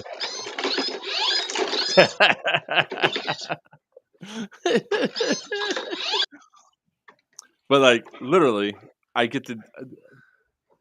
graduated goofy. I don't think so. Not with that grammar. Wait, oh no, I don't know what they did. They probably just been like, it's that No Child Left Behind act. So here's your diploma. Good luck That's getting it probably why anywhere. you graduated. He's probably on an EIP plan where the EIP says this one's dumber than a box of rocks. Let's let him pass.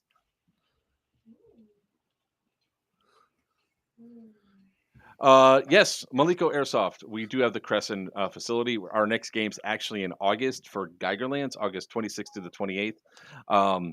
That's where we're bringing like a lot of these, talking a lot of those props for, and all that. So, thoughts on Binary Trigger, Brad? I love them when I do my outdoor games. They're banned in most indoor fields for a reason. Limit Airsoft proved exactly why they're banned at Miami Airsoft. So, because idiots like him. So, actually, you know what? Let's use Limit Airsoft as a perfect example in a second. So, we are going to have Geigerlands. That's going to be up in Crescent, and then we'll also have Scorched Earth, which is November 4th through the 6th, which is going to be a standard force on force Milsim event, green versus tan. Personally, all y'all some hoes. That's damn straight, man. Yeah, I got 4 children from 3 baby mamas, so one of them is my wife. So how's that a problem anyway? We won't tell them any girlfriends Virchew has. You couldn't keep up. I don't yeah. I'm dumb shit over there. Personally, By all means, come on up. Yeah, as long as you got a ticket, bro. Come on up. Yeah, come on. Learn how real airsoft's played. How about that? So let's talk about why Miami Airsoft has such a negative reaction to custom guns and everything else. That stupid shit of him going binary is because people like him use binary all the time and just go ham on players. Half the time they're going ham on new players and rentals who probably don't know any better, probably don't realize that, hey, they got hit, what are they supposed to do or anything else, because there's not like there's a real safety brief at Miami Airsoft anyway. And then that full auto where that's around, I'd say 45 50 RPS with his DSG, which is an impressive build, but that gun right there can do the same thing. That gun right there does 65 RPS. My O-Call does 42 on full auto. So you're not really all that impressive with your build there, sir. I got about 8 guns that can do what your one gun can do. And that's, by the way, it's called disposable income. You know, it's the same income I used to buy your mom last night. oh, Let's keep going, shall we? Anyway, Little shits like that are the reason why MA has taken such a strong stance to banning high performance guns with 0 trigger pulls and everything else, because they destroy the environment at Miami Airsoft. And I'm not just talking about the personality, the gameplay, the interactions, or anything else. The actual fucking environment, the actual walls and everything else have huge gaping holes in them because of assholes like him that overshoot into the corner 60, 70 BBs. So, because y'all bitches don't call shit or whatever, dude. I call every single one of my hits. Oh, yeah, learn yes, it. Tinker. I'm streaming. What's up? Anyway, so ignoring that guy, why are major airsoft fields, YouTubers, and event holders so hesitant to help other members of the community spread and grow? Example: small fields getting advertisements out for state, out for their state and such, and advice starting YouTuber field. So here's the thing, Victor. Yeah. I'm streaming right now. I got it. I'm streaming right now. I'll hit up WhatsApp. Bye. Whenever Tinker calls me, I got to take that call. But no problem. To answer Victor's question, that's very area to area and field to field. Personally, around here, we try to support each other. Crucible supports things that are going on at Crescent. We support things that are going on at MK and vice versa. We advertise. A good community in your area will adapt to work with each other. If people want close in quarters fighting, they came to Crucible. If they wanted the long range game but indoors, they went to MK, and we encourage that because we all succeed by supporting each other's weaknesses. Is the best way I can put it. So we try to promote those things. Not everybody wants to go to a hardcore Milsim event. Some of them just want to go play a day game. So they come to press and they talk to us. We send them to other places. I can confirm it happened last night. So, Victor, it depends on the community you're in, but a healthy community will support each other. I have my own tech stuff I do up here in this end, but I travel down to Florida to help out Papa at DEO. I travel down to Texas at High Grounds to help out down there because as a community, we should be supporting each other. And if your local community is not doing that, then somebody's a problem child. Like Raptor Airsoft, for example, they're a freaking problem child. They toxified and corrupted their own community, which is a thing that shouldn't happen in this community. Ever. Whether it be toxic players or toxic fields. outside of that, we all need to support each other, and that's the way it is to keep this sport going. We don't want to end up like Australia, where airsoft's banned, gel ball got banned, Nerf's banned. Gel ball got Because banned now too. yep, When did that happen? beginning of the year, the bill passed. Go back to your question. Sucks to be in Australia. Yeah, Malenko knows what we're talking about. Yeah, Maryland is a great example. All the fields in Maryland coordinated with each other at one point. So each field is different, each field is unique, and there's a different style of play. And they'll cycle through. Sorry. Only got to go to Cooper a few times, loved it. But in your opinion, what's the next best indoor field, mid to East Ohio, Western PA doesn't have too much. If I could say that, I would say go to MK Airsoft. So Joker's gonna disagree with me on this, and I'm gonna put it out there. My opinion, before the rebuild that took place at MK, I would have absolutely agreed and said go to MK. Sorry. The flow at MK currently is bad.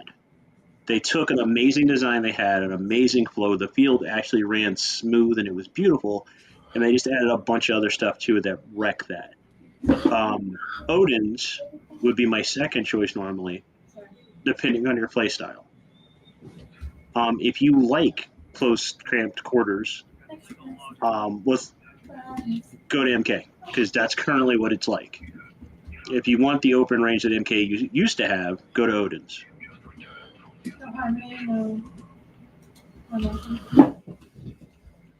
MK also runs Friday night games, which are primarily adults, which are awesome. I'm not from that area, so I can't give you an honest answer. I mean, I liked MK. I can't wait to go back up there and play it again. Of course, I like tight quarters. That's why I like Miami Airsoft. Oh, look, the troll left. I guess he got schooled. I'm sorry. There was another question buried in there. I wonder how. Where is it?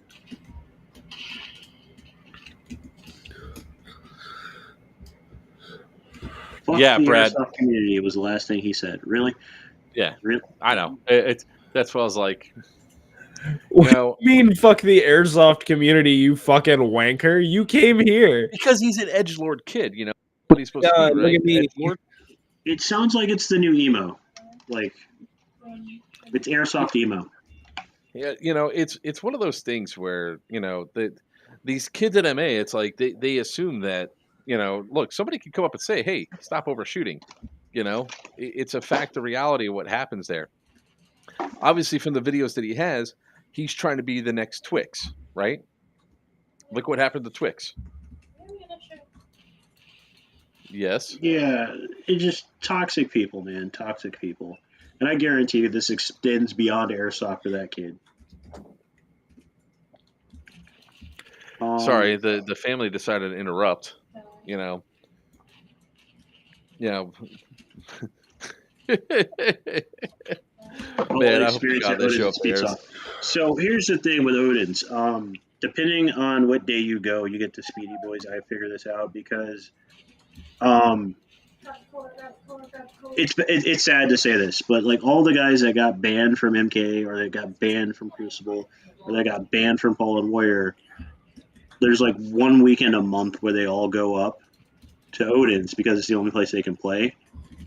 And they only do it like once a month so they don't get banned.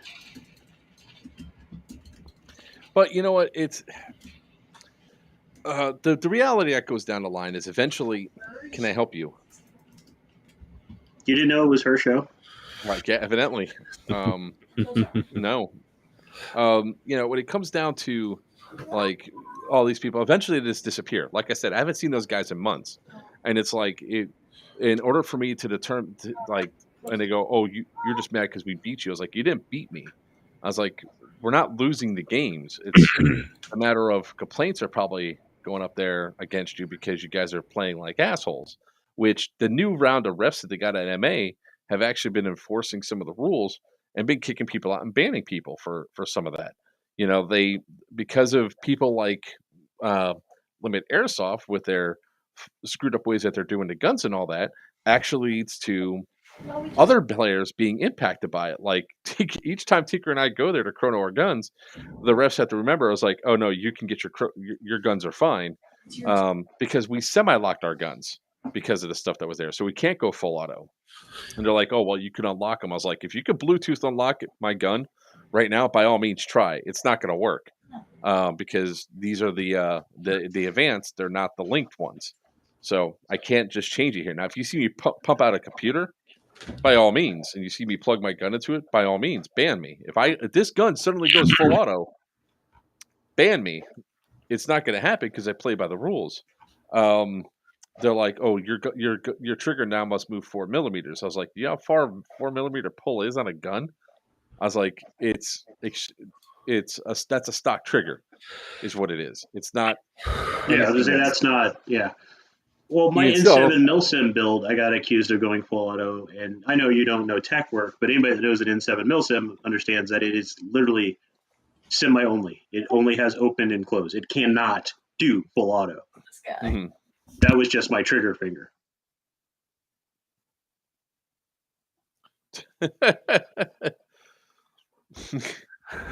Sorry, Kess was asking questions about limit. Have fun tearing apart his videos. Yeah. I mean, the only thing you do now is like we have a bunch of trolls that are on our own channel that are trolls for us. So I wouldn't be surprised if Limit Airsoft all of a sudden starts receiving a shit ton of down likes with his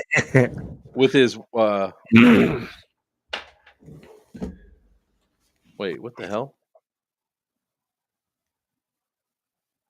Oh, this is even better. So he posts a video that says people getting raped / Miami Airsoft, right? I'm sorry, what? But it's even better. He's playing at S&S Airsoft. Oh, now he added some inside of. Now he added some, but most of the clips are from S&S Airsoft, which at S&S Airsoft, I'm wondering if he's bitching about that day at S&S, but these are over a year old. Um, I was gonna say if it was newer, I'd say send me the link because I know exactly who to send that to. yeah, so do I. I have a conversation with Dennis. But it's like S&S before they put all the cool stuff, really cool stuff in there. But Excuse me for a minute, I gotta go use the restroom. yeah, not allowed. You should have pre-planned this. You don't have a bucket? What's wrong with you? I know, right? You're supposed to be a professional. I'm sick and I don't have all the prep time.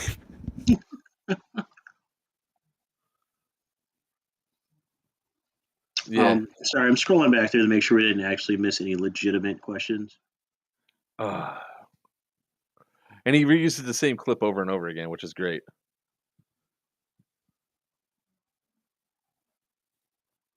Don't invite a bunch of people to quote unquote my field. It's just your backyard with no insurance. Oh dear God, that guy. Oh God. I love trying to advise those people too. It's like, I'm good, bro. There was one of those backyard guys. There's a quote unquote legitimate field here for a while. He ran for about 5 years with no insurance at all in his backyard. Like he built a full field in his backyard, but most people didn't realize it was backyard because the outer wall and the entrance to the field were separating his house. So most people didn't realize there was a house there. Because he put up this giant wall.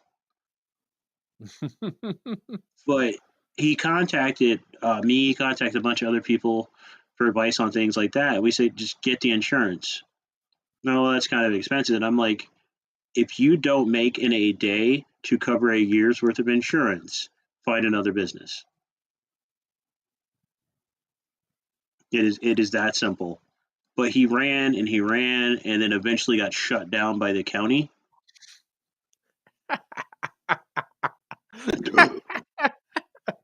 Activating my 40 spare accounts now. Oh God. Yeah, that was the other thing. He got busted by the county, so they said he couldn't charge. But if it was a private event, legally they can't do anything about it. So he started accepting donations. But if you didn't donate, you weren't allowed on the property.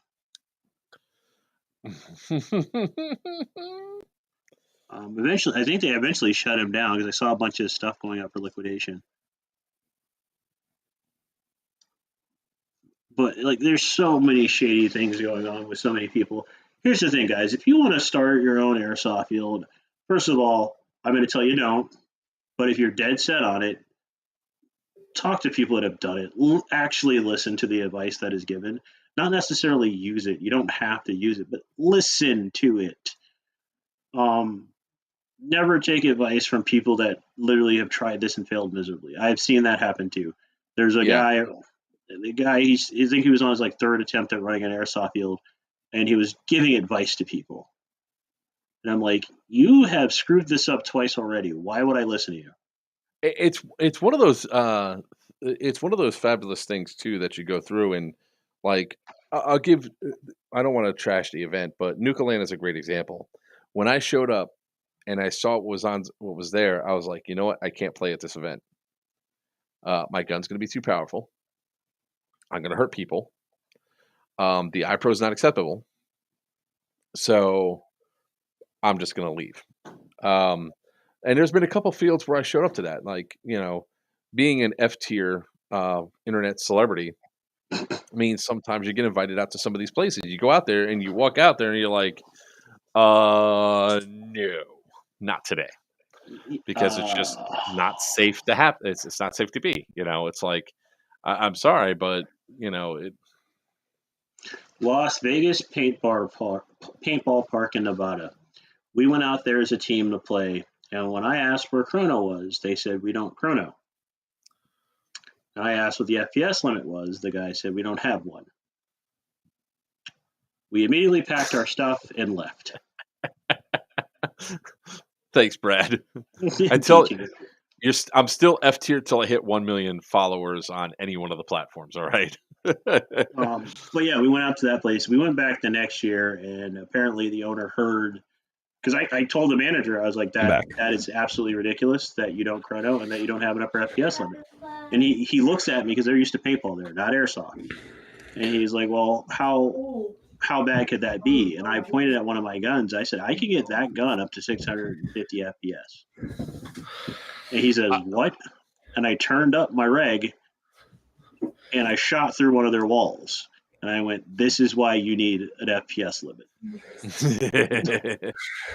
But we went out there the next year. They actually got a chronograph, and they had people on. They actually had me teach their guys how to handle HPA guns and stuff like that, because they didn't know. But that's a case of somebody listening to actual advice given. But there's some fields you go to, and they're like, there's an event up here. They ran a night game, and they know me in the area. Not to toot my own horn, but they all know me up here. So I got in the chrono line, and the rest like, oh, you don't need to chrono. We're pretty sure you're safe. And I went, no. You're going to chrono me and my entire team. Hey, Jay, this is an excellent question. Because waivers are only good as the piece of paper it's printed on. Oh, run. That's the reality. I mean, you are entering into a contract that you're going to go on the property and do everything else. But the reality is, any good lawyer can fight around any of that. So you need insurance to be able to protect yourself. Because even if you signed a waiver, it doesn't prevent somebody from suing you and you be held liable for negligence. And it could definitely be because, like, maybe somebody got badly cut because there was a nail sticking out. And if anybody has it on video or any other sort of thing, or witnesses say, yeah, I warned them about that nail, no matter the liability waiver doesn't cover shit. Yeah, so hold on. Most people don't read them. Literally, all a liability waiver protects you from as a field is incidents related to the sport or the event you're hosting. That is all. Grab it. If somebody is out on your field and a wall falls on them, that is on you. Yeah, and insurance for fields is actually not that expensive for the year. For the year, it's not that expensive, and it depends on $3,600 a year, especially if you don't have 2-story structures, especially if you're outdoor. Yeah, it's not that bad. And that's another great point, Gert. Even if you win, it still costs a lot of lawyer fees. Trust me, my rates ain't cheap. But I just want to have a little bit more fun with this also. So I'm just going to share something real quick. Limit airsoft. Joined February 20, 2019, 4,285 views. Players wanted. Joined January 28th, 2019, a month earlier, over 7 million views. Suck a bag of dicks. Yes, your EP is bigger. We get it.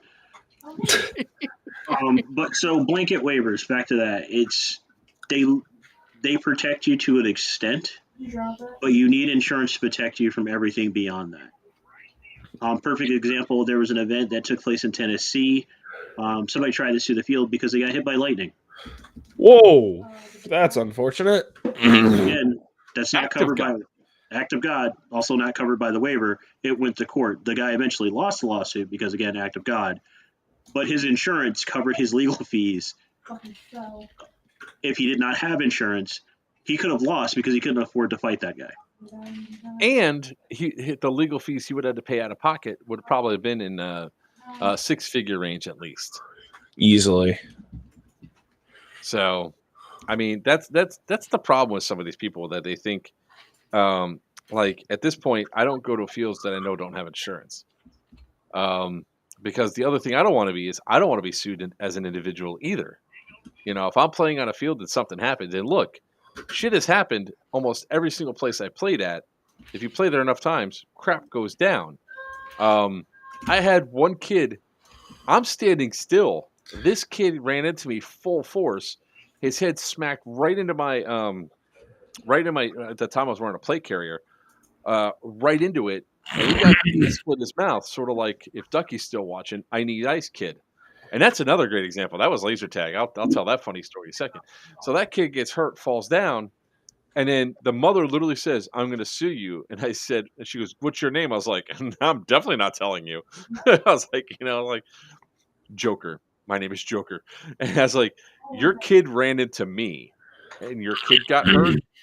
Get fucked, Karen.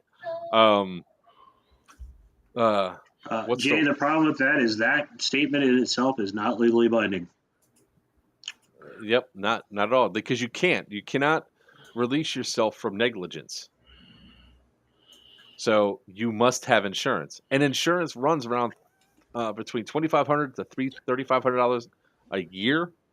Yeah. So if your site's doing any sort of business, it should be able to make that much money to cover the insurance, because the only thing it takes is one lawsuit to bankrupt you. Yeah, especially depending on the state. Yeah. You can't legally contract out negligence. You can't. No. Yes. You cannot do that. Yes, there's so many signed contracts that could easily be getting out of for it. That's why you have insurance. But Ducky, my buddy Ducky and I, when we first started playing, we started playing laser tag together back in 2000. Ducky was standing there, and then, laser tag, it's dark. You have this big plastic thing on there. This kid came around the corner, and my back's against one wall. Ducky's on the other side with his back against the wall. This kid slammed into him so hard, I felt the entire wall move. I go around. This kid's got a split lip all the way down here. It's not like it's a cut. It's literally split. He's spitting blood, and he's like, "I'm good. I just need ice." So to give you an example with the negligence thing, if you run a field and say you have a pit full of spikes, nails, and barbed wire, and you do not inform your players that it is there, you do not make it an out of play area, and they get injured, that is negligence on you. However, if that area is roped off, marked clearly, and you tell them that area is out of play, and they still go in there and get injured, then you are clear. That's what that waiver protects you from. But you cannot legally exempt yourself from negligence. Yeah, sort of like Raptor Airsoft that has barbed wire strung up along the trails and people are getting cut on. Or the Pit of Death that had no markings around it, and they had a night game that you easily could have fell into. When I call it a Pit of Death, it's 20 feet down. You could have fallen there, and there's no way to get up because it was all sugar sand. And one of the things was Do you have anything other than I-70 down there nowadays, Wolfman? The brothers, like one of the brothers. Let's see here. Talking about how much he I mean, Cincinnati's a good area too, man. Like, there's nothing down there right now. That'd be actually a great location. And there's a lot of shut down buildings there too. Yeah. Also, there's a lot of high schools there, which, depending on your layout and your setup, are money in the bank. Mm-hmm. That's what a lot of. I mean, but then of course, then you run the risk of having limit airsoft come to your place. That's on management.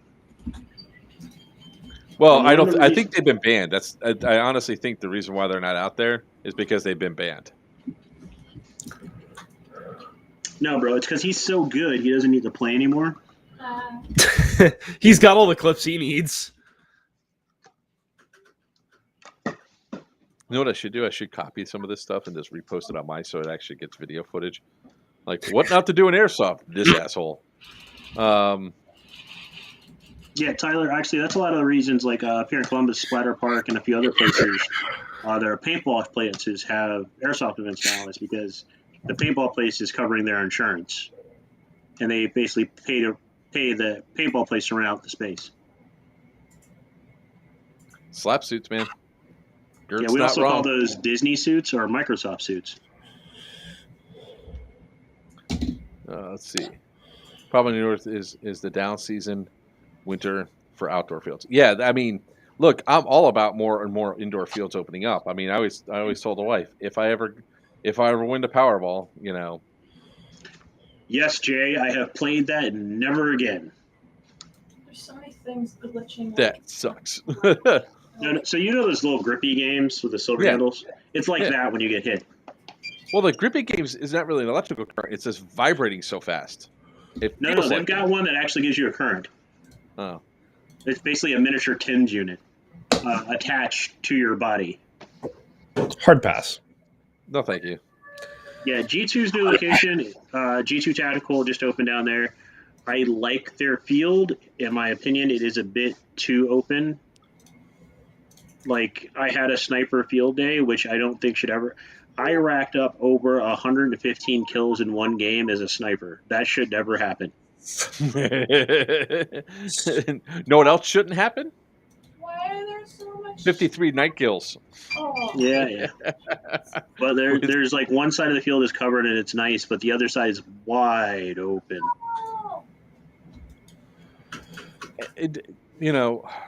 I'm looking forward for more and more like indoor fields to open up, especially those that are climate controlled, so people can have more time.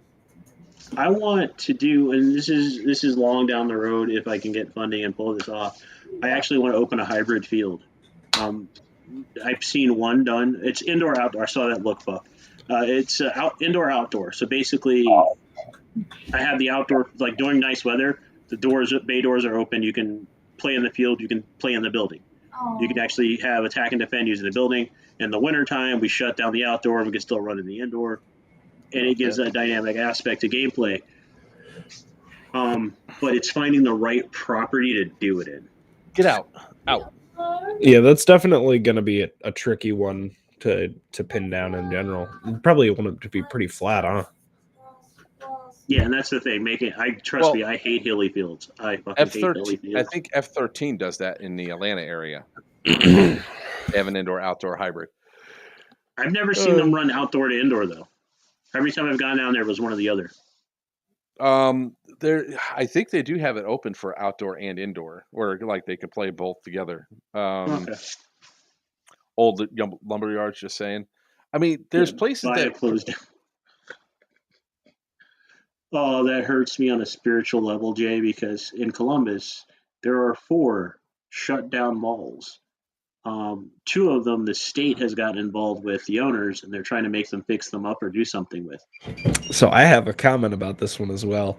I was actually talking to Timmy, owner of EMR, about this actually. I want to say like a year ago, roughly, because him and I are both originally from the Syracuse area, and one of the local malls down there got shut down.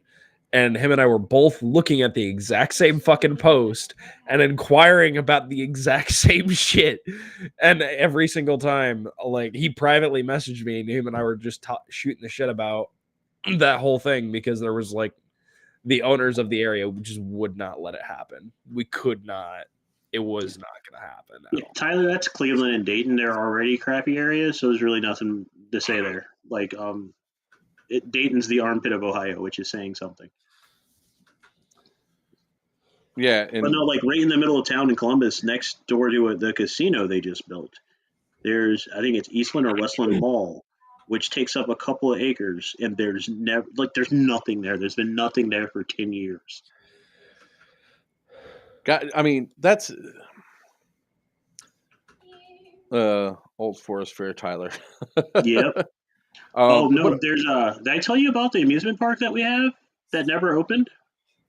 There's a dinosaur themed amusement park here in Ohio that has never opened. Like the rides are in place, the machines are there, they're still wrapped in their shipping containers for some of the stuff, and nobody can get the owner to respond to any communication. But he maintains the property so the city and the county can't do anything to him. You can, I guess, I'm not saying I've done this, but the fence is really flimsy. You can go in and explore. I'm not telling you to do this. Um, But you're but not telling us not to. everything is still in place, like they're going to open tomorrow. But he's doing nothing with it. Maybe he's having trouble finding staff. I mean, it's been like 20 years. Oh, never mind.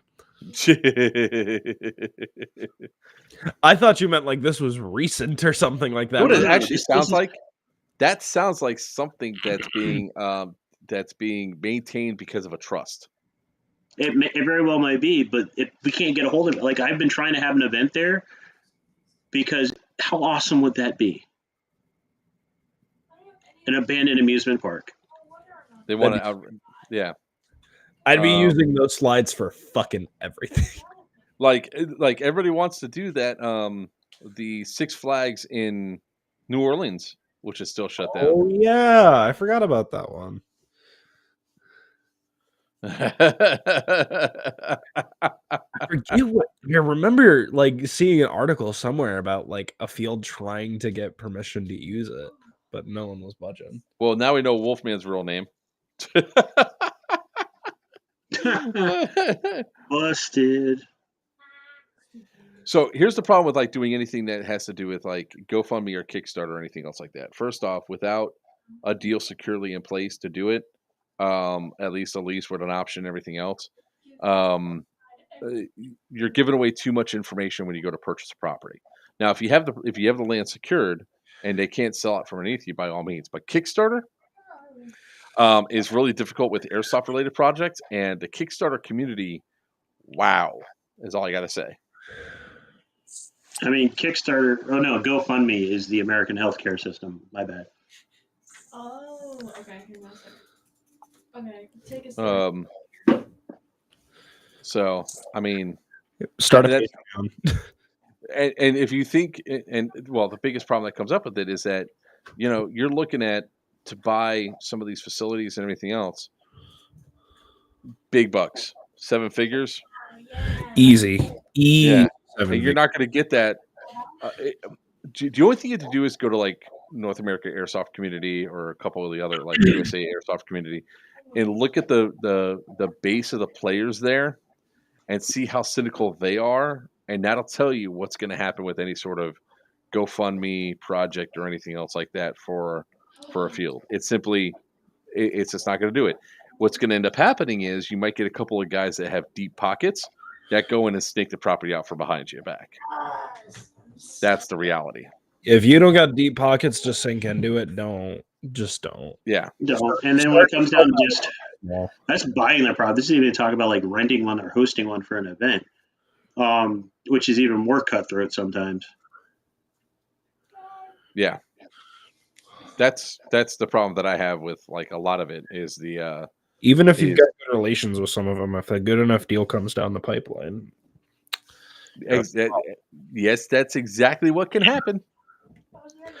So, I mean, that's what happened at Force Center down here in Immokalee. Mere Tactical came down and pushed Doomsday off their dates because they came in, signed a contract, put the money up front, didn't bitch and complain about the fees that were being done, and Doomsday Airsoft lost their weekend. And then Alex was able to secure in his contract that they can't have events there 2 months before, 2 months after his event, which pretty much kills all the cold weather in Florida. So he effectively secured that facility for future airsoft use. Weather. Yeah. We gotta Well, Yeah, Jay, Star Citizen, and I'm a background Star Citizen. The difference is Star Citizen was a guaranteed IP under control. You can't undercut somebody to steal their own IP. Well, yeah, I'm not saying that board games and computer games can't be done, but that's a tangible product that people can hold in their hands. I mean, I could talk for a long time on Kickstarter and everything else, because I've Kickstarted projects before, and the community is toxic as shit. Especially if anything falls behind, or you don't update to their standards. It's like currently, I'm ignoring Kickstarter until I have something to tell my backers. It's been like that for 2 years because as soon as you make a post, it reminds everybody, hey, this hasn't gone. And then you get a whole shit ton of hate. How much do we need for a particular? It depends on the facility. But a lot of times, I mean, hell, you might be able to buy a couple of those facilities for like sub 1 mil, but I doubt it. Say that for like you were speaking on like malls, sub 1 mil, not a chance. Honestly, it depends on it depends on the mall, the condition. It depends on the location, the condition, and everything else. Yeah, if you're not planning to remodel or redo anything else like that, sometimes they're doing it to take the loss on portfolios and everything else. And honestly, like here, we had a bunch of malls that have defaulted back to counties, and these counties are wasting money maintaining them, and they're willing to make a deal because they want them off their plate. Honestly, though, if you can make a small amount of area really work if you're willing to put in the effort, because some teams out there and some facilities, some people are literally looking to live in an IRL version of like Siege. If you can make it work, if you can get a small space and you're perfect example of the Buck. Yeah, is the place that they put Nuketown on their field. Exactly. That is such a good one. Yeah, when they did that part of the field, they actually had to book tickets for separately, and it was backdated like a month and a half from people that wanted to play in Nuketown. Going over some of the stuff, there's a closed down baby begging to be set up as an indoor field. Sure, but then find out how much it's going to be for the lease on that facility. Because I guarantee you, they're not going to sell it to you. They're going to lease it out. Because most of those guys, especially when it comes to retail commercial retail space, they almost never get rid of. And the reason being is copyright if you're going to try to do some of those things, though. They'll hold on to retail. They'll hold on to retail commercial space forever because they're a lot of times like communities go through trends, 5, 10, 15, 20-year trends. And they'll hold on to that property because it's great loss in their books and everything else that they can go through that they can use tax deductions for, and all of a sudden the area rebounds, and next thing you know, they just they put in new things there. So even if it's like an old Babies R Us, you're probably still spending $60,000-$70,000 a month in rent. And if you want to know why, the big kicker is some properties, depending on location, county, and where you are, you make more money off an empty building than you do having somebody in it. Mm-hmm. Because the tax deductions on owning a business, even if it's non-functional, still stack. It doesn't matter if it's been closed for years, Jay. It still stands that they will hold on to the retail property, but call up the leasing office and find out how much it is to lease the property. I would be surprised if it's sub $40,000 a month. A couple of I was actually talking to Rob about this, I want to say like 2 years ago, because in an area not too far from him, there was I want to say it was a Kmart that closed down, and he actually was trying to get in the process of getting the loans together for it because he wanted to start an indoor field. He got run around by the leasing office as well as the county board for, I want to say, like 4 and a bit months because they wouldn't give him a straight answer. Because they didn't want just some random like sporting event indoor airsoft field because it would look bad for them. Oh, it's a PetSmart now, dude. Yeah, that's actually a big thing we have here in Columbus. Is the city doesn't want airsoft or paintball within the city limits. So the airsoft events that are actually here are actually outside of the city limits at Splatter Park. They're about 45 minutes away from the city, and that's where they have to have these events. And it's not just that; they don't allow LARP groups in the public parks. No combat sports is basically their policy within the city limits. You can't. They used to run a zombie event, a Nerf zombie event here, the city shut it down, stating no combat sports within the city limits. It's now pets. It's now yeah. That's the other there's a guy that was trying to open up a field in Broward. He went to the city of Hollywood, and they're like, nope. You also have to remember, like, right now, Airsoft as a community is being scrutinized because we are a military simulation style thing, and some people are using that as, unfortunately, fuel for the fire as to reasons why we shouldn't, because of the, active, I'm not going to say the second word because we just had one yesterday. You all Well, know. that, and then we have idiots that like to take out their airsoft guns and aim them at traffic.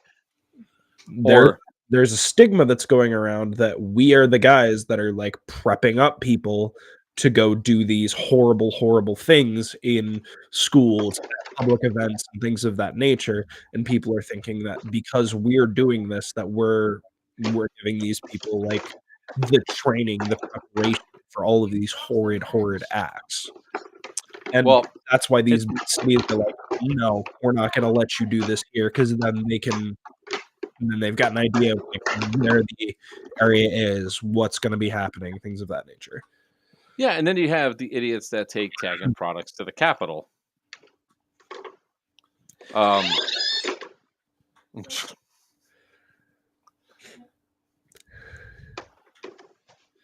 there's like 8 comments that went through my head. None of them are appropriate for the stream.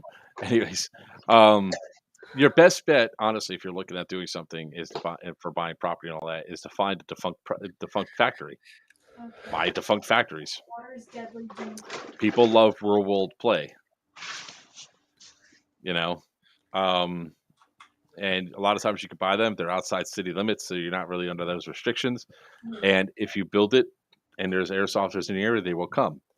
Like, there's a reason why Palm Beach Airsoft is going to happen. It's because Danny's building that one off of, and he has a Miami Airsoft. Having something in Broward makes sense because of how many players are down here in the Tri-County area alone. I love, like, a couple of guys. I was getting in a couple of arguments with a couple of different people about their fields that they said, oh, I don't have the base for it and everything else. It's like, look, a lot of airsofters are in the service industry. They have to work the weekends. Yep. They're looking for stuff during the week to play at. Well, I work a day job. I work a day job. Well, then if you're trying to have an indoor field, you're going to have a problem because land is usually easy to rent and cheap, but an indoor field is not. Indoor fields need to be open more than just 3 or 4 days a week in order to go to do it. So the larger problem that comes down with those things is like these guys are like, oh, well, it's not going to work here because of the player base. And you look, and they're in like bumfuck Iowa or nowhere, Wisconsin. There's nothing else around, and there's not enough airsofters. But I was like, that's really not a problem with the community. What you're saying is not necessarily true. You're doing it from a microcosm of you're in an area where low population density, and we're a subset of society that plays airsoft. I mean, that's the reality. I'll say this. Currently, I'm planning on, one of the reasons that I'm working so much lately is I'm trying to personally get the funds together and get myself a big enough repertoire so that banks will trust me, so that I can get a loan together so that I can start my own indoor field. I live right outside of the Tri-City area in New York, which is Schenectady, Troy, and Albany. So my plan right now is to get enough funds and to get enough in general so that I can put down and make myself a small indoor field that kind of fits the repertoire of like Rainbow Six Siege. There's some really good sized buildings in Siege that you guys can all look at, and like there's a lot of airsofters that I have interaction with that have these very everything. I was just saying, if you build a field that's themed like Rainbow Six Siege, I will definitely be there. And you probably have to kick me out. You'd never leave. Jay, so I have played in places that have done the aircraft hangar thing. Um, it's cheaper on the front end, expensive on the back end because depending on location, heating and cooling is a nightmare, Check it out. and sound dampening is a must. And uh, there's also something else that you got to think about, Jay, too. Is like land might be cheap in your area because your population density might not be enough. I mean, look, I'll be a broken freaking record on it. Population density. That's what you need. You need enough people that are going to be in the area or close enough within the area for people to travel to on a weekly basis, if not multiple times during the week, to be able to make your field worth it, right? Fields that are only open on the weekends typically suffer. They don't have a lot of capital. They don't have ways to go through and do it. The fields that are open 5, 6, 7 days a week have a lot more revenue coming in because it's not just the person coming in to buy a ticket, buy admission. You have all the other stuff that are there. How many times do people come in and make impulse buys of, oh shit, I want that gun so bad, I need to get it. And I not guess I'm going to get the gun. not forget that it's going to be a lot easier to get a lot of those things now that we have the what is it, Evike outposts they're called now. Yep. And those are a lot of vendors are getting sponsored right now because they're looking for something other than Valken to, get better products into their fields. That's what they So, want. yeah, I can tell you with 100% certainty and experience, you do not make money off your admission. Nope. You make money off your store. You make money off all the accessories and all the auxiliaries things that are there.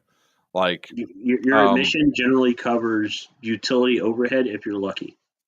yeah, I mean, when people are talking about how much you need to have to open up a shop, I mean, or a field, you really have to look at a lot of factors, like a major metropolitan area is a great place to go. If there's a couple established fields within 30 miles of you, even better, because you could service a whole new group of people, right? Because I guarantee, like Top was saying, inside of Orlando, there is no field right now. If Top were to find a location on the outskirts of Orlando, which is probably the best option, not actually in Orlando, it'll probably attract a hell of a lot of attention and have a lot of people traveling to there to go to that shop. The biggest factor that comes down to that is making sure you have the proper size field. I mean, I'd love to go to like an indoor field that actually has some sort of climate control, so that way, you're not playing in 100-degree heat. But you have a lot of startup costs. I mean, just your inventory alone for the shop, if you do it right, you're looking at dropping 70 to 100K just on the shop itself. BBs, guns, or replicas, sorry, knives, grenades, all that stuff. I'm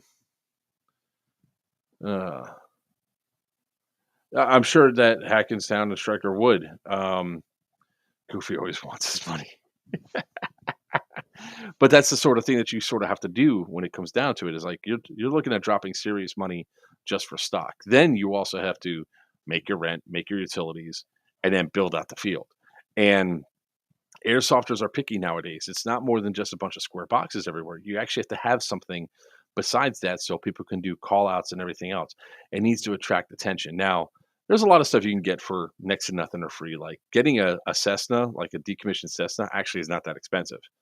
You can get some of those shells for just a couple $100. Somebody might be going through it. Same thing with cars. You can get cars. Hey, look, I just want this car to be towed here and drop it inside this facility, and it's maybe $200, especially if it's been stripped. So there's all sorts of stuff like that you can put in there, and then you just cars, bus, shell, plane, exactly. All that stuff could be go through, and then you have a nice laid out field that is something that you guys can that people enjoy to play on. I mean, I've been to some fields where the only thing is a bunch of boxes everywhere. It's not nearly as fun as you think it is. It's just a bunch of boxes everywhere, like square buildings that you walk into, and it's easy to go through and do. I mean, hell, one of the things I would do is, if I owned a field, would wait for bulk day to come, go through and start inspecting stuff that's left on the side of the road and say, yep, this will work. Yep, that'll work. Yep, that'll work. and just put everything throughout. No, the greatest time, it's not even bulk day. The greatest time of the year to do that is if you live in a college town after the first semester. I'm not even exaggerating because kids with daddy's money who dropped out just put it on the curb because they can't get it home. All the crap they bought. Mm-hmm. Hey, I've got a nice 45-inch TV that works.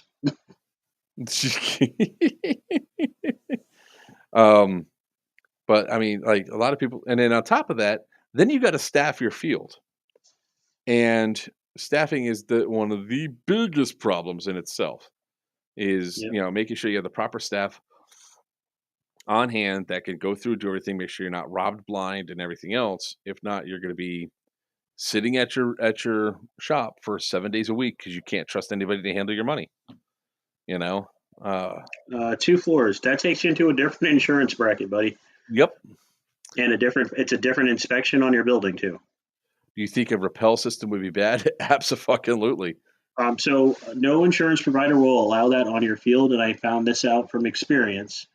You have to, if you have one already on the property, it has to be disabled before you open events. And they don't care if somebody's actually certified to do it. It's a no-go. And it's not so much as them falling off the tower, it's them landing on someone they're worried about. Yep. No, trust me. We Jay's thought it would be awesome. We Fallen Warrior had a system set up like that for a while, and we were only allowed to use it when we weren't open. Same thing. There's a place in Iowa, I want to say, or Idaho, one of the eyes that had a zip line that ran through their field, and I got really excited until I found out we weren't actually allowed to use it.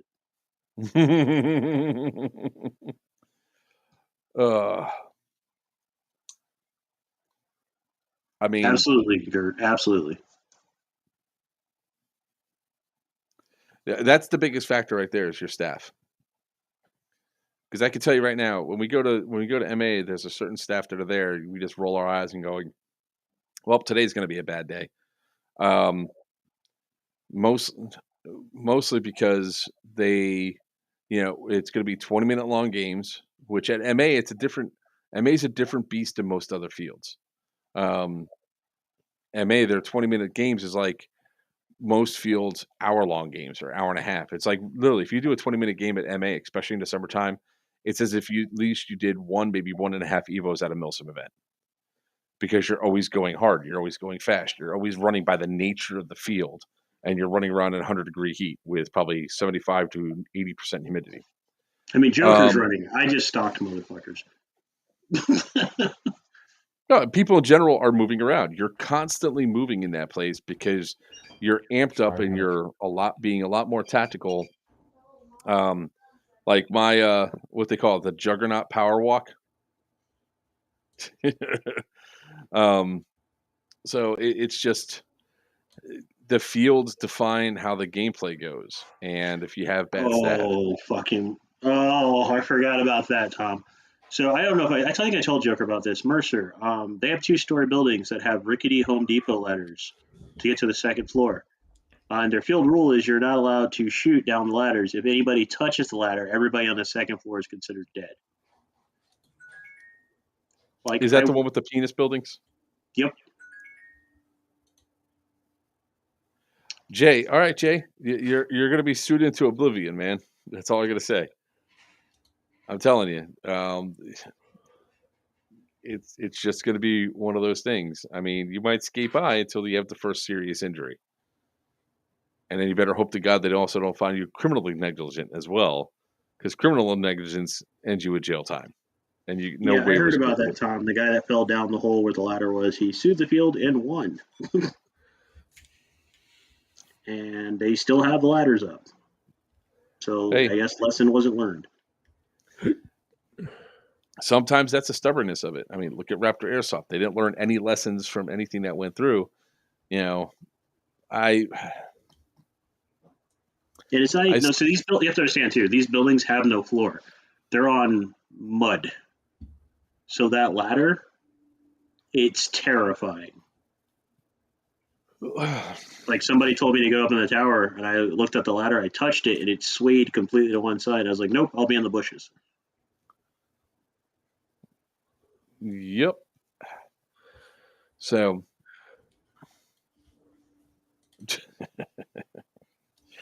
oh God, Jay. All right, looks like we got 30 minutes left. Yeah, we can end it soon if you guys want. You guys got any other questions, comments? Oh, Yeah, let's talk. Oh God, the mud at Mercer's pretty bad. it's okay. You've been to Ballahack. Did you actually go to the swamp at Fuck no. Ballahack? I looked at the swamp and I said, no, thank you. All right, so you've seen the video where Swamp Sniper presented and it's up to his waist. Yes. That is the average mud at Mercer. No thanks.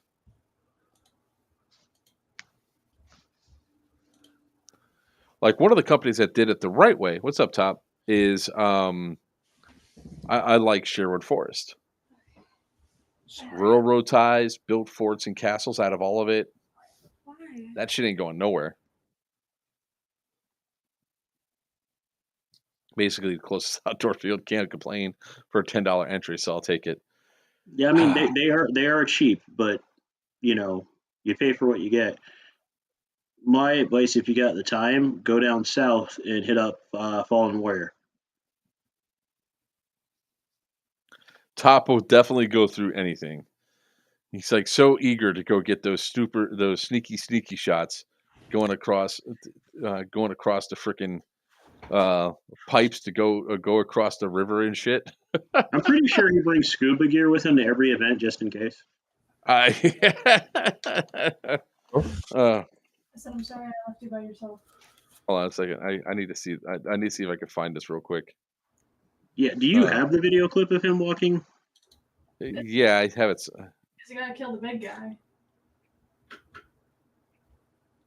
Yeah, I got it right here. Is on the other side of the map. He's right there, see him? Yeah, this big guy right here. Worst mistake I ever made playing. Lugging a full steel Barrett A1 during a summer event that had 98 degrees outside in a ghillie suit that was made out of wool. Ow. Balls. Here you go. Here's All up there. I got no clue I'm fucking right here. Look at that. Look at this. Top goes anywhere. Top moves anywhere.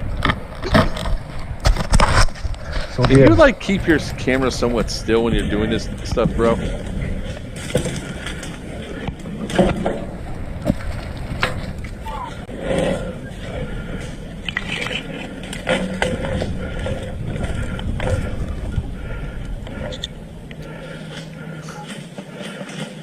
Great look at the leaf. Let's look at a twig. Okay, Top, you are no longer allowed to make fun of Joker for heavy breathing.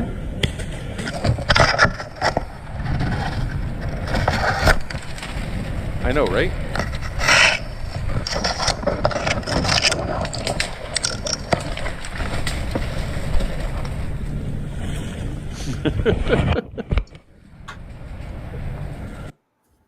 I mean, fat breathing. So biggest mistake ever made by playing Airsoft was the first Milsim event I did. Thanks. Oh, Bertha's not even in here. I was carrying Bertha, which is a solid metal M249. God. It was the first time running it. I didn't get a chance to get accustomed to the weight because another company had it for far longer than they needed to, just to make sure everything shot right. Not so much that there was anything wrong with it, just to test to make sure everything was okay. So with the tank, the BBs, everything else, I was now 37 pounds heavier than I was with running my regular N4 unit. So first 20 minutes of Homeland 2, I set Bertha down in the middle of the pocket and just left her there until lunch. So, the slow saunter is the key to success. Exactly. I slow sauntered my way right inside of the enemy spawns and knifed them.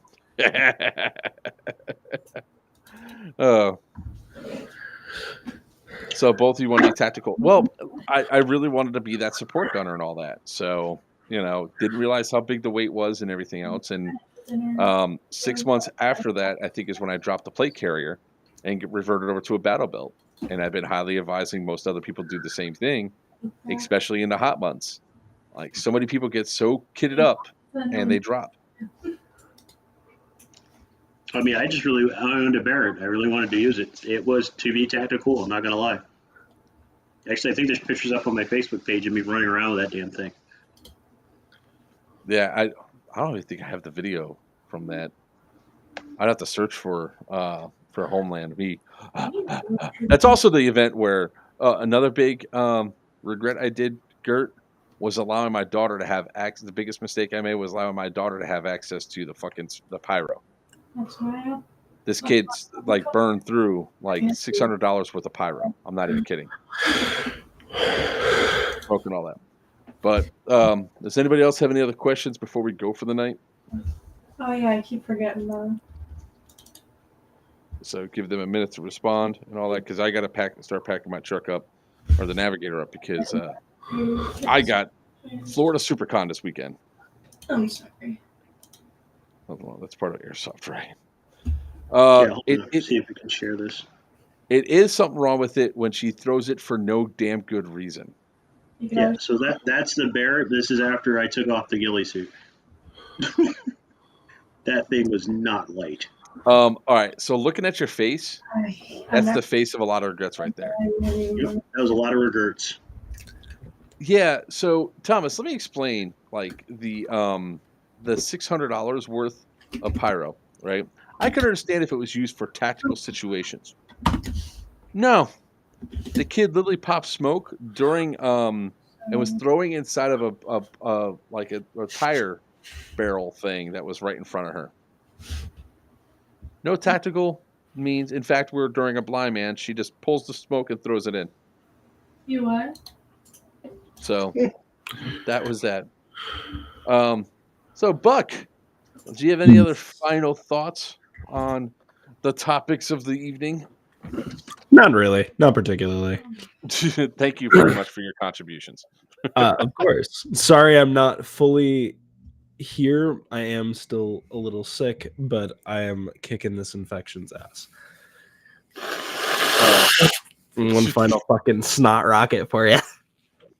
That was disgusting. Sorry, I had to do that to you. Just a little bit. Oh, God. It's only because I love you. You're going to flip him the bird? For fuck's sake. That's what happens when Sin was trapped home during the pandemic all that time. That one hand got real big. I hated that so much. Oh God! All right. With that all being said, guys, I thought you were playing Warzone. Who, me? I'm not playing Warzone yet. Buck. Damien has his new Twitch account and all that. Little bastard. So Buck, we started playing zombies with him. Little jerk off decided to go in there with just a melee weapon. Then I said, get a real weapon, and he got a single shot shotgun. No. That is bullshit. That is not what happened.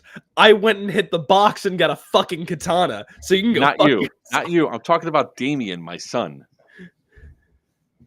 I played with him the other day. I've got Warzone. Nobody else to play with me. I see how it is. No, I have Warzone on. We're sorry, but we're segregated Warzone players. So then the third time he went in, he gets a pistol. And I was like, all right, you get a real gun and we're done. And he goes, so angry, I'm just trolling you. I was like, oh, we're done, kid. I'm going to go play solos. Little bastard. It's your max I have no account on zombies? What? I have no idea. I mean, I've almost successfully completed Die Machine solo though. So 3,207 kills. Wow, your dick must be huge, bud. I honestly have no idea. I don't even keep track. I don't know. I haven't checked that out either. I haven't checked that out in a while. I mean, I'm probably gonna play a little zombies later on because I swear to God, every night I go through. As soon as I'm done loading the navigate up for the first load for tomorrow, I'll probably play a little bit of Warzone or zombies at least. I want to complete die machine the Easter egg, get it completely done. To this day, since the launch, I have not completed it once. I got close, man. I've twice now. I've activated the very end.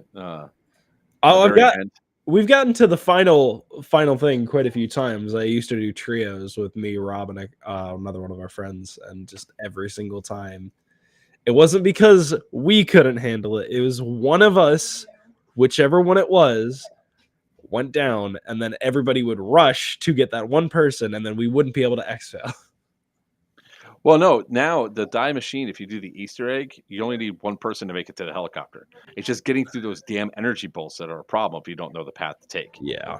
And I screwed up on the path I took and I died and I hit the wrong button a couple times. I'm like, oh, that's so frustration. Is a bitch. It's a solo thing there, Jay. Maybe you didn't hear about I'm trying to solo it. It's an achievement I want to get for soloing it. Quick question: the D-Hop comes with a hop-up, the inner barrel, and the bucking. I don't think it comes with the hop-up unit, but you can get one with the hop-up unit on there. It's a little extra. Yeah, there's another package comes with a hop-up. Yeah. So, all right. With that being said, guys, we're going to go ahead and end this. We had a good stream, good talk. Again, as always, the more that you guys the more that the fans contribute to the chat, the more that we talk and about stuff that you guys want to hear about. So, well, of course you do still well. So with that being said, I'm Joker for Players Wanted. With me is the Mayo with the Mohawk. The king of the high cap is Virchew from Crucible. And down below is Buck. From Empire Battalion Airsoft, you motherfucker. Every time. And Buck. That's how it's just going to end every single time. And that's Buck. With that being said, guys, thank you very much for tuning in this week. We will be back Thursday to talk. Ooh, does the show open on Thursday? I think you're going to be busy on Thursday, sir. With I don't know. When does the show actually open? I know you got load-in Thursday, don't you? No, I have load-in tomorrow. My ass is being smart. I am going in.